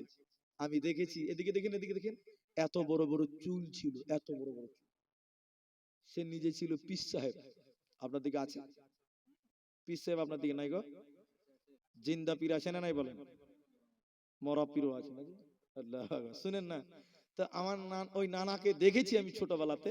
তা আমার নানাকে লোকেরা সাজদা করেছে। কি করেছে? এরা বলে না কথা? একবার নাউজুবিল্লাহ বলেন। মানুষকে সাজদা করা যাবে? সাজদা করছে। তা আমি তখন তালবিলিম, তালবিলিম মানে বুঝেন তো আপনারা, ছাত্র। তা আমি বলছি যে নানা এ কি হচ্ছে এগুলো গো? তখন আমাকে বলছে এই তুই কতদূর পড়াশোনা করলি? ব্যাস আমার কুটকুটি মেরে দিয়েছে। এক কথাই সে তুই কতদূর পড়াশোনা করলি? তখন আমি ছাত্র রে বাবা, আমি আর কতদূর পড়েছি। কিন্তু আমাদের উস্তাদেরা হুজুরেরা বলেছে যে না এই কথা চলবে না, মানুষকে সাজদা করা যাবে না, সাজদা একজনকে করবো তার নাম। তখন বলছি যে আমার নানা বলছে দেখ বেশি জানা দেখাবি না, এটা জায়েজ। কি বলছে? এরা বলে না, কথা বলুন, জায়েজ। তো আমি বলছি যে দলিল কি? আচ্ছা বলেন, ওর কাছে দলিল আছে? কে বলছে নাই? ওর কাছে দলিল আছে। কোরআন হাদিসের যুগে লয়, ওর চপার জোরে দলিল। কিসের জোরে? চপার জোরে দলিল আছে। বলছে কেমন দলিল আছে? আমি ভাই কাউকে কষ্ট দিতে আসেনি, আমি খালি বুঝার জন্য কথাটা বলছি, সাজদার ব্যাপারটা। বলছে আছে। বলছে কেমন আছে নানা? এবার আমি নানা আমি লাথি মানে কি আমার জোর আছে না নাই? হ্যাঁ না না, দলিলটাই নিব আগে, আমিও পীর হবো, আমাকে সাজদা করাবো, বলেন। তখন বলছে দেখ, আপনারা একটু বলেন আমাদের কাবা কটা বাবা? একটি। বলুন কাবা কটা? একটা। ওরা বলছে কাবা চারটা। কটা? আবার কোন কোন অ্যাঙ্গেলে বলছে আটটা। কটা? শরীয়ত, তরিকত, হাকিকত, তান্ত্রিক, তামাসিক, যান্ত্রিক, বাজাজি, এই করে আটটা। আর চারটা হলো পীর কাবা, দিল কাবা, বক্তা কাবা, মোরা কাবা। কাবা হলো চার কাবা রে বাবা। নাউজুবিল্লাহ বলো। এগুলো কিছু কেস হচ্ছে, বুঝছে? সাজদা করা জায়েজ। তাহলে কেমন করে জায়েজ? এবার আপনাকে দেখাবো। আচ্ছা এই যে লাইটটা জ্বলছে, লাইট লাইট লাইট, এখানে লাইট জ্বলার পেছনে তার মেন জায়গা আছে রাস্তাতে, কোথায় আছে বলুন? আচ্ছা বলুন, ওই রাস্তার তারে যদি কেউ হাত দেয়, আচ্ছা বলেন ও মরবে না বাঁচবে? আপনারা মরবেন না জি? এবার জোরে বলুন, রাস্তার তারে হাত দিলে মরবে না বাঁচবে? মরে যাবে। আচ্ছা ওখান থেকে কারেন্টের তার লাগিয়ে এখানে নিয়ে এলাম, আচ্ছা বলুন এখানকার তারা হাত দিলে মরবে না বাঁচবে? এখানেও মরবে। ওই যে ওখানে যা পাওয়ার আছে এখানেও তাই। আচ্ছা এবার আমার নানা বলছে দেখ সাজদা করা জায়েজ, কি দলিল? এবার দলিলটা নেন, দেখবেন পীর সাহেব যখন জিকির করে ও দু পাঁজরে দুটো বডিগার্ড থাকে, তবে আমার পাঁজরে দুটো বডিগার্ড আজকে পেয়েছি মাশাআল্লাহ। কি জিকির করছে খালি দেখেন, আমার দিকে দেখেন, এদিকে দেখেন। আল্লাহ আল্লাহ আল্লাহ। কথা বুঝতে পারলেন? এরা হ্যাঁ না বলে না? বড় থেকে আস্তে আস্তে ছোট হয়েছে। আর দুদিকে দুটো বডিগার্ড আছে, এরা মাঝে মাঝে খালি বলছে আইহারে, খালি তাল দিচ্ছে, খালি তাল দিচ্ছে। এই জিকির করতে করতে যখন পিছে আস্তে আস্তে ছোট হয়ে দম বন্ধ হয়ে গেছে, এই দুদিকার বডিগার্ড বলছে ও পীরের মুরিদেরা, এই মাত্র পিছে আল্লাহর জিকির করছিল। কার জিকির? আল্লাহ। আল্লাহ জিকির করতে করতে আল্লাহর সঙ্গে পীর সাহেবের লেগে গেছে ধ্যান, জোড়া লেগে গেছে। এখন আল্লাহকে সাজদা দেওয়া, পীরকে সাজদা দেওয়া বারাবার। ওরে রাস্তার তারে হাত দেওয়া, ওইখান থেকে কারেন্ট নিয়ে সেখানে হাত দিলে বারাবার। পীর বাবা এখনই জিকির করছিল, আল্লাহর সঙ্গে কানেক্ট লেগে গেছে। এখন আল্লাহকে সাজদা দেওয়া, পীরকে সাজদা দেওয়া বারাবার। তোমরা সবাই পীর বাবাকে সাজদা করো, এই সাজদাকে বলছে মুরাকাবা। বলুন নাউজুবিল্লাহ। এই বলে মানুষকে সাজদা দেওয়াচ্ছে, অথচ আল্লাহ কোরআনে বললেন না আসসাজিদুন, রে আমার বান্দা বান্দিরা তোরা আমি আল্লাহকে সাজদা কর, আমি আল্লাহ ছাড়া পৃথিবীর কাউকে সাজদা করা যাবে না। এবার আমার দিকে তাকান, এক নাম্বার তওবাকারী হও, দুই নম্বর ইবাদতকারী হও, তিন নাম্বার প্রশংসাকারী হও, চার নাম্বার রোজাদার হও, পাঁচ নাম্বার নামাজি হয়ে যাও, ছয় নাম্বার সাজদাকারী হয়ে যাও। আর দুটো আল্লাহ তাবারাকা ওয়া তাআলা বলেন আল আমিরুনা বিল মারুফি ওয়ান নাহুনা আনিল মুনকার, সৎ কাজের আদেশ করো, মন্দ কাজের নিষেধ করো, ভালো কাজের আদেশ করো, অসৎ কাজের নিষেধ করো। মানুষের হাত ধরে ধরে ধরে ধরে ধরে ধরে বলতে হবে চল নামাজে চল, দুঃখে পাবি সান্ত্বনা তুই, বকে পাবি বল রে মসজিদেতে চল। হাজার কাজের ওসিলাতে নামাজ পড়লি কাজা, খাজনা তারে দিলি না তুই যে দুনিয়ার রাজা। তারপরে তুই মরিস কেটে আখিরাতের ফসল রে, চল নামাজে চল, দুঃখে পাবি সান্ত্বনা তুই, বকে পাবি বল রে মসজিদেতে চল। মানুষদেরকে টাকা। এখন বলেন কিছু কিছু লোক নিজে ইবাদত করে অন্যকে বলে না, এরকম লোক আছে না নাই বাবা? আচ্ছা আপনারা যারা উঠছেন, আমি আপনাদের এটা অনুরোধ করব, এখন এদিকে 25 বাজে, 12টা অব্দি বসেন, আধা ঘন্টা বসেন, এবার ইনশাল্লাহ বলেন, একবার তাকবীর দেন, নারায়ে তাকবীর। পেছনের লোকেরা বলুন নারে তাকবীর, আল্লাহ আকবার। আধা ঘন্টা টাইম বসেন ভাই, আমি এত দূর থেকে ওই দেখেন গাড়ি দাঁড়িয়েছি, এক্ষুনি বেরিয়ে চলে যাব, এক্ষুনি চলে যাব, এখান থেকে নেমে চলে যাব। আমাদের আজকে জালসাটা আমার ভাই নিয়েছে, আমার আজকের জালসা ছিল আমার নলহাটি, ওরা ডেট ক্যান্সেল করলো হঠাৎ করে কোনো কারণে, ওরা ডেট নিয়ে চলে গেল এপ্রিল মাসে, একদম এপ্রিল মাসে। তো ডেটটা ফাঁকা হলো, আমার ভাই ফোন করে বলছে আমাদেরকে ইমিডিয়েট একটা ডেট দিন, ইমার্জেন্সি। তো দেখলাম বীরভূমে ডেট ছিল, তো বীরভূমেই থেকে যা, নলহাটিটাও বীরভূম, এই ডেটটা হয়েছে। তা আমরা আধা ঘন্টা আছি, বলুন ইনশা। তো এখন কিছু কিছু লোক নিজে আমল করে, লোককে বলে না। আমি ঠিক বলছি তো? হ্যাঁ বলেন ভাই। একটা কথা বলুন, এই মসজিদের ইমাম হলো সাদ্দাম ভাই। তো মসজিদে কে বেরিয়ে দেখছে রাস্তার ওই পাশে কয়েকটা লোক টাস খেলছে, টাস। কি করছে বলে? টাস খেলছে। তো সাদ্দাম ভাই বুড়া বুড়া লোকদেরকে বলছে, বুড়া বুড়া মুসল্লিকে বলছে, ও বাপ, ও বাপজি, চলেন চলেন, এটা মানা করি, গ্রামের ভিতরে টাস খেলছে, চলেন মানা করি। তো বুড়া কি বলছে জানেন? কি দরকার, খানকা শুনবে না, বলাই হবে। ঠিক বলছি না, জোরে বলেন। মনে হয়েছে যে 3 বছরের প্যারালাইসিসের রোগী, শরীরে কোনো বল টল নাই, গলাতে কোনো ভোল্টেজ নাই। ঠিক বুঝি না? বলে কি বলে না, কি দরকার, খানাকা শুনবে না, মানে কোনো শক্তি নাই। এই বুড়া দাঁড়িয়ে আছে ওখানে, আর ওর একটা পোঁতা দৌড়তে দৌড়তে দৌড়তে দৌড়তে এসে বলছে, দাদু তোমার ধানের জমিতে রোস্তুমে ছাগল ঢুকে গেছে। তখন বলছে, কোন শালাবা? দেখেন কত জোর, খালি দেখেলেন খালি। আর যখন বলছিল দিনের কথা বলি, কি দরকার, শুনবে না, মনে হচ্ছে আলিমুল গায়ব, সব জানে, শুনবে না। এরকম লোক আছে না নাই? বলেন।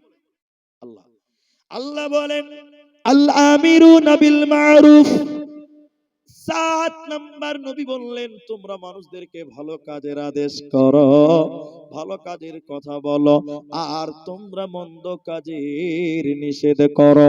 একটাই হাদিস বলবো এই ব্যাপারে, 8 নাম্বার বলবো। ওরে আমার মা, হাদিসের রাবি হযরতে নুমান বিন বাশির রাদিয়াল্লাহু তাআলা আনহু, ইনি বলছেন দুতলা পানির জাহাজ। ভাই আপনারা কেউ দুতলা পানির জাহাজ দেখেছেন? দুতলা পানির জাহাজ দেখেননি? কেউ দেখেননি? আল্লাহ, আমাদের গুয়াহাটিতে আছে, এই মনে হয় হুগলি নদীতে আছে দুতলা পানির জাহাজ। সাহাবী নবী বলছেন, দুতলা পানির জাহাজ, নিচতলাতে ক্যান্টিন, নিচের পানি খাওয়া দাওয়া শেষ, নিচে কোনো পানি নাই, এখন খাওয়ার পানি আছে উপরতলা। তো নিচতলাতে একটা পানি, একটা লোকের পানি পিপাসা লেগেছে। আচ্ছা বলেন, পানি জাহাজে চললে পানি পিপাসা লাগতে পারে কি পারে না? পারে। সাঁতার কাটতে কাটতে পানি পিপাসা লাগছে। এবার নিচে তো আর পানি নাই, পানি আছে কোথায় বলেন, একটু বলেন? উপরে। এবার নিচতলা লোকটা উপর তলা যে বলছে, ভাই দরজা খোল, দরজা খোল। আচ্ছা দরজা খুলছে না। এই আপনারা কি বলছেন? এদিকে কথা বলা যাবে না ভাই, একটু ডিস্টার্ব করেন না। আমার দিকে ভাই, এদিকে দেখেন, ডিস্টার্ব হয়। আমার দিকে দেখেন ভাই। আচ্ছা কেউ যদি ঘুমায় তাহলে তার ঘুম ভাঙানো যাবে, কিন্তু কেউ যদি জেগে জেগে ঘুমায়, এই ঘুম ভাঙবে? চোখ বন্ধ করে আছে, খুলবো না চোরটা, দেখি কি হয়েছে, কিয়ামত হবে তাও ভালো, এই ঘুম ভাঙবে না। ঠিক বুঝছেন না? জোরে বলেন। নিচের তলা লোকটা বলছে, দরজা খোল, পানি খাবো, দরজা খুলবে না। এ তো পানির জ্বালা, বড় জ্বালা। শেষের বেলায় কি করবে? এদিকে দেখেন, এটা সব বল নিয়েছে। সাব বল বুঝেন? সাব বল বুঝেন না কুড়োল বুঝেন? শাবল, শাবল। এবার শাবল নিয়েছে নিচতলার লোকটা, আর উপর তলাকে ডাকছে, বলছে, দেখ দরজা খুললে খুল, নাহলে পানির তলের একদম জাহাজের তলা ফাটাবো, নদী থেকে পানি তুলে খাবো, তো জান টাকা বাঁচাবো। আচ্ছা এবার আপনারা বলেন, এ খেপা যদি ভুল করেও জাহাজের তলাটা ফাটিয়ে দেয়, ও একা মরবে না দুতলা মরবে? 3 তলা মরবে না বাঁচবে? 5 তলাও মরবে, 10 তলাও মরবে।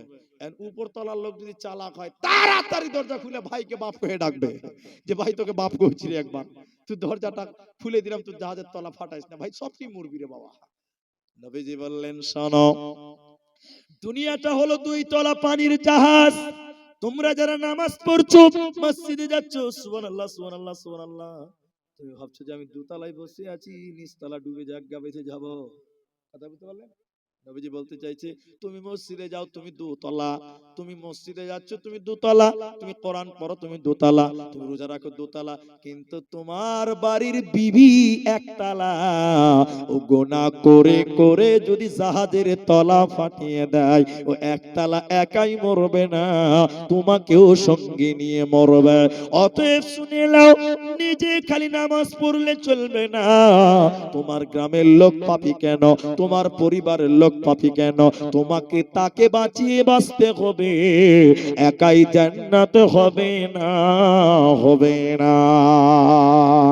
৮ নাম্বারটা শুনেন, হে আমার মা, হে আমার বোন, হে আমার বেটি, কান করে শুনলেন। আল্লাহ তাবারাক ওয়া তাআলা বলেন, الآمرون بالمعروف والناهون عن المنكر والحافظون لحدود الله। কোরআন আছে কি? কোরআন আছে? আল্লাহ, কোরআন টানতে ভুলে গেছি। জি জি, আজকে জালসা হচ্ছে কোরআন ছাড়াই, তো ভুলে গেছি। যাই হোক, হতেই পারে। তা আমি যেটা বলছি, আল্লাহর হুদুদকে রক্ষা করা 7 নাম্বার। সবাই বলুন, আল্লাহর হুদুদকে রক্ষা করা। হুদুদ মানে কি? হুদুদ মানে বর্ডার। ভারত বাংলাদেশের একটা বর্ডার আছে, আছে না ভাই? সীমা, বর্ডার। বীরভূম বর্ধমানের একটা বর্ডার আছে, আছে না নাই বলে? ইলামবাজার পারুইয়ের একটা বর্ডার আছে না নাই? আছে। সিউড়ি বোলপুরের একটা বর্ডার আছে। এখান থেকে এটা সিউড়ি, এখান থেকে এটা বোলপুর, এখান থেকে পারুই, এখান থেকে ইলামবাজার, এখান থেকে আপনার বর্ধমান, এখান থেকে বীরভূম, এখান থেকে পশ্চিমবঙ্গ, এখান থেকে বিহার। এটা বাংলাদেশ, এটা ভারত, এটা ভারত, এটা পাকিস্তান। মাঝখানে মৌজাতে একটা দাগ থাকে, মাঝখানে একটা সীমা থাকে, মাঝখানে একটা বর্ডার থাকে। ইসলামের একটা বর্ডার আছে।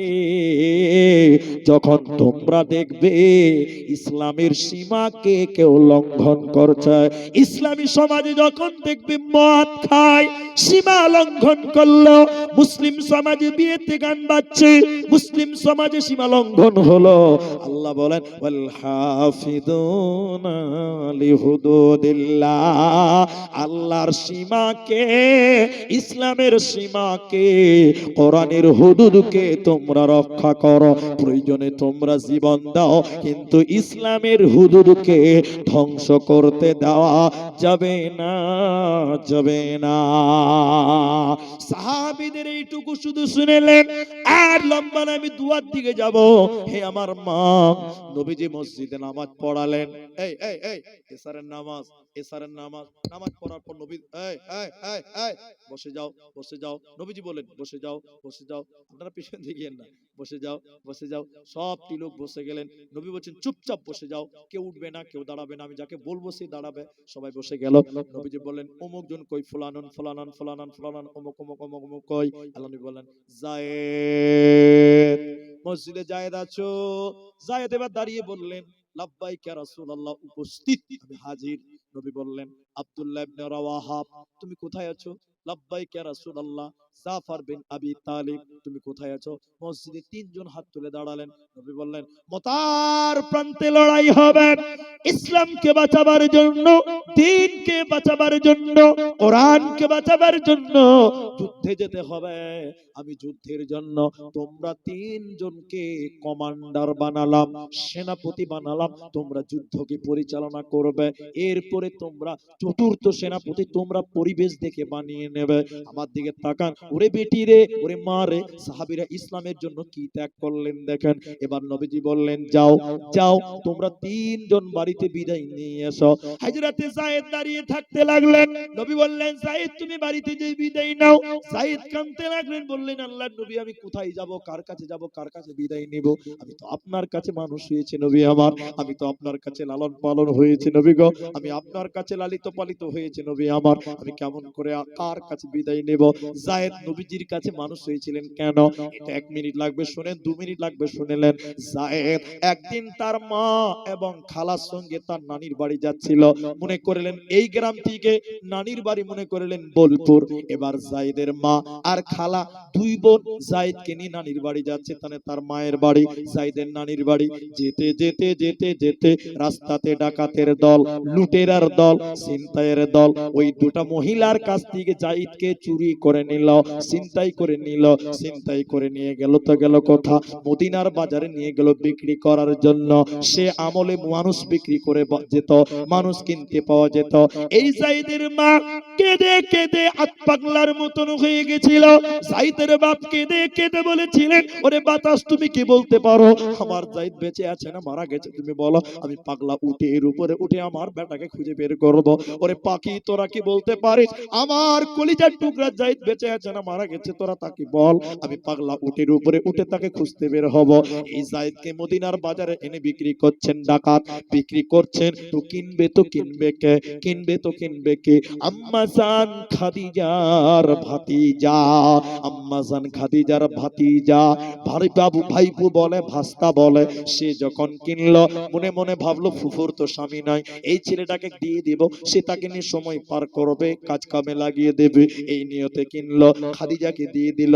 লম্বা ঘটনা ছোট্ট করে বলে, যেদিন খাদিজা রাসূলের সঙ্গে বিয়ে হয়ে যায়, হযরতে খাদিজা সব কিছু দান করে দিয়েছিলেন। শেষের বেলায় এই ছেলেটা জায়েদ, জায়েদের হাত ধরে নবীজির সামনে এনে বলেছিলেন, ইয়া রাসূলুল্লাহ, স্বামী আমার এই বাচ্চাটার নাম জায়েদ, একে আমার ভাতিজা আমার জন্য এনেছিল, আজকে বাচ্চাটাকে আপনাকে দিয়ে দিলাম। কখনো উজুর পানি আনতে হবে, কখনো জুতো সুজা করতে হবে, এই বাচ্চাটা আপনার খিদমতে আজ থেকে থাকবে। এবার জায়েদ চলে গেল নবীজির কাছে, চলে গেল, লালন পালন হতে হতে হতে হতে বড় হয়ে গেল। একদিন জায়েদের এলাকা থেকে, তার বাপের দেশ থেকে কিছু লোক হজ করতে এসেছিল মক্কাতে। হজ করতে এসে জায়েদকে দেখে চিনা চিনা লাগছে। আরে আরে আরে অমুকের বেটার মতন লাগছে, যে বেটাটা চুরি হয়ে গেছিল ওর মতনই তো লাগছে। এই বাবা, এই তোমার নাম কি? বলে আমার নাম জায়েদ। তোমার বাপের নাম? আমার নাম জায়েদ। তোমার বাপের নাম? হারিস। তুমি এখানে কেন? বলে আমি জানি না, আমি হারিয়ে গেছিলাম, আমাকে বিক্রি করে দিয়েছে কারণ আমি তাদের চিনি না, আমি এখানকার লোক, মুহাম্মাদের কাছে আছি, নবীজির কাছে আছি। বাহ, মিলে গেল। এই লোক দুটো হজ করে বাড়ি দিয়ে বললেন, ও জায়েদের বাপ, আর তোমাকে কাঁদতে হবে না, তোমার জায়েদকে দেখলাম নবী মুহাম্মাদের কাছে মক্কাতে রয়েছে, তুমি খবর লাও। জায়েদের বাপ বড় লোক ছিল, কিছু মালকে টাকাকে একত্র করলো। তিনি বাদশা ছিলেন, সঙ্গে তার ভাই মানে জায়েদের চাচাকে সঙ্গে করে মক্কা চলে এলো।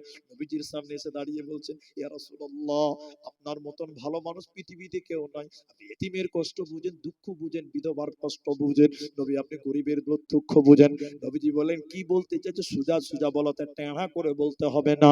এবার লোকটা বলছে, ইয়া রাসূলুল্লাহ, আপনার কাছে যে ছেলেটা রয়েছে ওই ছেলেটা আমার সন্তান, আমি তার হতভাগা বাবা, কতদিন তার মুখে বাপ ডাক শুনি না। সঙ্গে যিনি এসেছে তিনি তার চাচা। নবী আমি এই টাকাগুলো মাল নিয়ে সেগুলো নিয়ে নেন, আমার তো কলিজার টুকরা বাচ্চাকে আমার কোলে ফিরিয়ে দেন। নবীজি বললেন, না না না না না, এভাবে হবে না। নবীজি বললেন, থামো, এই এই জায়েদ। জায়েদ বলে, লাব্বাইক ইয়া রাসূলুল্লাহ। নবী বললেন, জায়েদ রে, তুমি এদেরকে দেখো, এদেরকে চিনতে পারো নাকি? জায়েদ যেই বাপের দিকে তাকিয়েছে, তার কলিজা কেঁপে উঠেছে, বাপের চেহারা দেখে চিনতে পেরে গেছে। হযরতে জায়েদ কাঁদতে কাঁদতে বললেন, ইয়া রাসূলুল্লাহ, এইটা আমার বাপ, পার্শ্বে যিনি দাঁড়িয়েছে তিনি হলেন আমার চাচা, ইনি আমার আব্বা, পার্শ্বে যিনি দাঁড়িয়ে আছে তিনি হলেন আমার চাচা। নবীজি বললেন, জায়েদ, তোমার চিনতে কোনো ভুল হচ্ছে না তো, তোমার চিনতে কোনো ভুল হচ্ছে না তো, কারণ তুমি তো একবার ধোঁকায় পড়ে বিক্রি হয়ে গেছো। এরা কোনো ধোঁকাবাজ নয় তো, এরা কোনো প্রতারক নয় তো, এরা কোনো ধোঁকাবাজ নয় তো, তুমি ভালো করে দেখো। জায়েদ বলছে, না না না, আমার চিনতে ভুল হয়নি, এটাই আমার বাপ, এটাই আমার চাচা। 1 মিনিট আর দেখেন। এবার নবীজি বললেন, এই এই জায়েদ, আমি তোমাকে বলছি না যে তুমি চলে যাও, আমি বলে দিলে এটা আদেশ, না মানলে গুনাহ হবে, না মানলে কি হবে? নবী বললেন, এবার বলেন। নবীজি বললেন, আরে জায়েদ, তুমি যদি মন চাই চলে যাও, তোমার মন না চাইলে তুমি থেকে যাও, তোমাকে আমি বাধা দিব না, তোমাকে আদেশ করছি না। এবার জায়েদ কি করবে? এবার জায়েদ কি করবে? একবার বাপের দিকে দেখছে, একবার রসুলের দিকে দেখছে, চাচার দিকে দেখছে, বাপের দিকে দেখছে আর চোখের পানি মুছছে, চাচার দিকে দেখছে আর কাঁদছে। নবীর দিকে দেখে থাকতে না পেরে রসুলের গলা জড়িয়ে কাঁদতে কাঁদতে বলেছিলেন, ইয়া রাসূলুল্লাহ, আব্বা ভুলে যাব, চাচা ভুলে যাব, আপনাকে ভুলতে পারবো না। নবীজি তাকে জড়িয়ে নিয়ে বলেছিলেন, জায়েদ রে, আজ থেকে তুমি আমার বেটার জায়গা দখল করে নিলে। এজন্য মুহাদ্দিসগণ জায়েদকে রাসূলের প্রশ্নপত্র বলেন। এই জায়েদকে জিহাদের ময়দানে পাঠালেন প্রথম সেনাপতি আব্দুল্লাহ ইবনে রাওয়াহা। তিনি এলেন, নতুন বিয়ে করেছেন, এখনো বাছুর হয়নি। জাফর বিন আবি তালিব, তার ছোট ছোট বাচ্চা আছে। এরা তিনজন জিহাদে চলে গেল। জিহাদের ময়দানে ইসলামের জন্য, দ্বীনের জন্য, কোরআনের জন্য তারা দিতে লাগলো জীবন। একজন সাহাবীকে বেঈমানেরা কেটে টুকরো টুকরো করে দিয়েছে, হাত কেটে দিয়েছে ডান হাত, বাঁ হাতে তলোয়ার কালেমার পতাকা ধরে আছে, বাঁ হাত কেটে দিয়েছে, দুটো হাত কেটে দিয়েছে, পড়ে গেছে। মাথার এখানে গলা কেটে দিয়েছে, গলা কেটে দিয়েছে, খণ্ড দ্বিখণ্ড করে দিয়েছে, হাত পা কেটে দিয়েছে। মুসলমানদের সেনাপতিকে দেখতে পাওয়া যাচ্ছে না, দূর থেকে পতাকা, দূর থেকে কালেমার পতাকা দেখতে পাওয়া যায়, সেনাপতিকে দেখতে পাওয়া যায় না।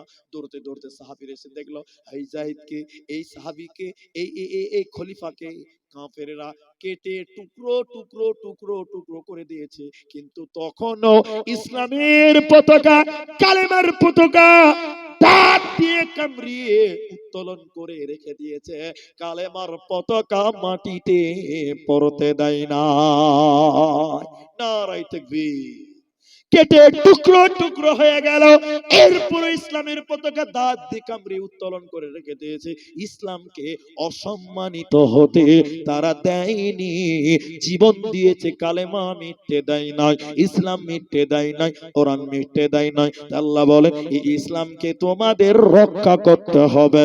এই 8টা আমলের পর আল্লাহ বলেন, অবাশশিরিল মুমিনিন, মুমিন রে, তোদের জন্য সুসংবাদ, সুসংবাদ। আমি আপনাদেরকে ঠিক 12টা আমি ছাড়বো, এখনো 15 মিনিট আছে। এখন আমি আপনাদেরকে একটু মহব্বতের কথা বলবো। এই গ্রামে অনেক মা আছেন, মায়েরা ভাবছেন যে আমাদের ব্যাপারে কিচ্ছু বললো না। মায়েদের ব্যাপারে দুটি কথা বলি, আর যুবকদের ব্যাপারে দুটি কথা বলবো। ভাই আপনাদের এই দেখেন 3টা লোক উঠলো একসঙ্গে। বাবা 15টা মিনিট বসে। জি, পেশাব করা খুব লেগেছে নাকি? জি, আল্লাহ। যুবকদেরকে দুটি বলবো আর মায়েদেরকে দুটি বলবো। আপনারা আছেন না, বিরক্ত হচ্ছেন গো ভাই? 15টা মিনিট বসেন, উঠিয়েন না। জি, আলহামদুলিল্লাহ, সময় মতো দোয়া হবে, বলুন ইনশাআল্লাহ। আল্লাহ নবী বলছেন, মেয়েদের 4টা আমল করলে মেয়েরা জান্নাত যাবে। বলুন একবার সুবহানাল্লাহ। জেসে জান্নাত নয়, নবী বলছেন জান্নাতের 8টা দরজা খোলা থাকবে, যেই দরজা ইচ্ছে সেই দরজা দিয়ে জান্নাত যাবে। জোরে বলুন সুবহানাল্লাহ। মেয়েদের আমল, 5 ওয়াক্তের নামাজ, আল মারআতু ইযা সাল্লাত খামসাহা, 5 ওয়াক্তের নামাজ। 2, রমজানের রোজা। এগুলো আমাদেরকে করতে হবে, খালি মেয়ে নয়। নামাজ মেয়েদেরও আমাদেরও, রোজা মেয়েদেরও আমাদেরও। তো নবীজি নামাজের গুরুত্ব মেয়েদের দিলেন কেন? নবীজি রোজার গুরুত্ব মেয়েদেরকে দিলেন কেন? কোনদিন যদি এলাকাতে আল্লাহ আবার কোনদিন আনায়, সেদিন শুধু মেয়েদের ব্যাপারে বক্তব্য রাখবো ইনশাআল্লাহ। আপনারা কেউ আমাকে মনে করিয়ে দিবেন, মেয়েদের ব্যাপারে ওয়াজ হবে। নাম্বার 3, আহসানাত ফারদাহা। মা বোন, তোমার শরীরকে হেফাজত করো, তোমার শরীর যেন কোনো পরপুরুষ দেখতে না পায়। বলুন না। এখন বহু বেটিরা বাজার করতে যায়, আপনার দিকে যায় কি জানি না, যায়, বাজারে যায়, মেয়েরা বাজার করতে যায়। আল্লাহ, তোমার শরীরটা তোমার স্বামীর জন্য বৈধ, পৃথিবীর কেউ তোমার শরীর দেখতে পাবে না। নাম্বার 4, আতাআত বালাহা, স্বামীর কথা মতো চলা। আচ্ছা একটু সত্য করে বলেন, এখনকার মেয়েরা স্বামীর কথা মতো চলে? জোরে বলেন, চলে না। স্বামী যদি বলে ডাইনে চলো তো বাঁয়ে যাবে, বাঁয়ে চলতে বলে ডাইনে যাবে। মেয়েরা এখন স্বামীর কথা শোনে না, এটা বড় রোগ। আল্লাহ নবী চারটা কথা বলার পর, যে নারী পাঞ্জেগানা নামাজও পড়িবে, রমজানের রোজা কবু নাহি ছাড়িবে, নিজ ইজ্জতের রাখিবে খেয়াল, স্বামীর সেবা করে যাবে বাঁচবে যতকাল, তার জন্য জান্নাতের দ্বার খোলা রবে, যে দ্বার দিয়ে ইচ্ছা বন্টি জান্নাত চলে যাবে। আরো একটি ভালো কথা শোনো দিয়া মন, তোমাদের জন্য নারী অমূল্যর ধন। দুনিয়াতে যত ধন পুরুষের আছে, সবচেয়ে অমূল্য ধন নারী তার কাছে। কিন্তু তবে সেই নারী নেকে হওয়া চাই, ইহ পরকাল নাইলে হয় ছাড়া খার। খালি পায়ে চলা ভালো কষা যত যার, বিদেশেতে থাকা ভালো বদ নারী যার। শোনো হে পুরুষ জাতি, কোরআনে ফরমান, তোমাদের নারী যদি হয় না ফরমান, প্রথমতে বুঝাও তারে নানান প্রকারে, তাতেও যদি না বুঝে বিছানাতে দেহ জোদা করে। এই দুই প্রকারে যদি ঠিক না হয়, আদরের মার তবে কিছু মারা যায়, অযথা মারিলে আল্লাহ নারাজ হবে, কিয়ামতের কোটে আল্লাহ হিসাব কষিবে। অতএব নারী রে, তোমরা চারটা কাজ করো, নামাজ পড়ো, রোজা করো। তোমাদের নামাজের কথা বলা হলো কেন? নামাজের কথা, প্রতিটি সাবালিকা মেয়ে যারা বিয়ে হয়ে গেছে, জোহরের টাইমে জোহরের নামাজ পড়ে না, রান্নায় ব্যস্ত, খাওয়া দাওয়ায় ব্যস্ত, টাইম মতো নামাজ পড়ে না।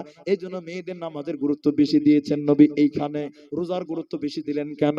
প্রতিটা সাবালিকা মেয়ে মাসে একবার মেন্স হয়, ঋতু হয়, সারাব হয়, হাইজ হয়, ওই রোজা বাকি থাকে 5টা 7টা, বাকি 11 মাসের মধ্যে রোজা বাকিরা পূর্ণ করতে হবে, না করলে জাহান্নাম। 3 নাম্বার নিজের হিফাজত করো, 4 নাম্বার স্বামীর কথা মনে, তোমরা জান্নাতি হবে, কোনো চিন্তা নাই। এবার যুবক যুবক যুবক, আজকে জালসা কমিটি প্রায় সবাই যুবক, দেখো 2-4টা বুড়া মানুষ, সবটি যুবক ছেলে, ঠিক বললাম না নাই বলে? এবার যুবক যুবকেরা শোনো, যুবকের মূল্য ইসলামে কম না বেশি? একটু মুখ করে বলেন তো বাবা। বেশি। বলে কেমন বেশি? আপনাদের এই বোলপুর বাজারে, এদিকে দেখেন, আপনাদের এই বোলপুর বাজারে ডাব কিনে পাওয়া যায়, ডাব ডাব, নারকেল ডাব পাওয়া যায় না বাবা? একটু বলুন তো ভাই, একটা লোক বলেন, একটা নারকেলের দাম কত? 50 টাকা, 30 টাকা। আচ্ছা ঠিক বলছেন না? বলেন, নারকেলের দাম 50 টাকা, কিন্তু একটা ডাবের দাম কত? 70 টাকা, 100 টাকা। ডাবের দাম 70 টাকা, 80 টাকা, আর নারকেলের দাম কত? 50 টাকা। কেন গো? কারণ নারকেল হলো বুড়া থুপড়ি মাল, ও মালের দাম নাই। এবার বুড়া মানুষ যারা বুঝে রাগ করে নিবেন, দেখে তুমি তো যুবক ছিলে একদিন, তো বিশ্ব নবী বলছেন নারকেলের মতন বুড়াদের মূল্য কম, আর ডাবের মতন যুবকদের মূল্য ইসলামে বেশি। জুড়ে বলুন সুবহানাল্লাহ। আল্লাহ নবী বলছেন, শাবুন নাশা ফি ইবাদাতিল্লাহ, যে যুবকেরা, নওজোয়ানেরা আল্লাহর ইবাদতে রাত দিন পার করে, এই যুবকদেরকে আল্লাহ কিয়ামতের দিন আরশের নিচে স্থান দেবেন। জোরে বলুন সুবহানাল্লাহ। কিন্তু সত্য করে বলেন, এখনকার যুবকেরা আল্লাহর ইবাদত করছে গো? আল্লাহু আকবার। খালি ফোনে কানে ধরে আছে আর বলছে হ্যালো হ্যালো গেল, হ্যালো গেল, এই করে বেড়াচ্ছে। ঠিক বুঝছেন বলেন? আর রাত 2টা বাজে, কুকুরও জায়গা নাই, ওই তখন মোবাইলে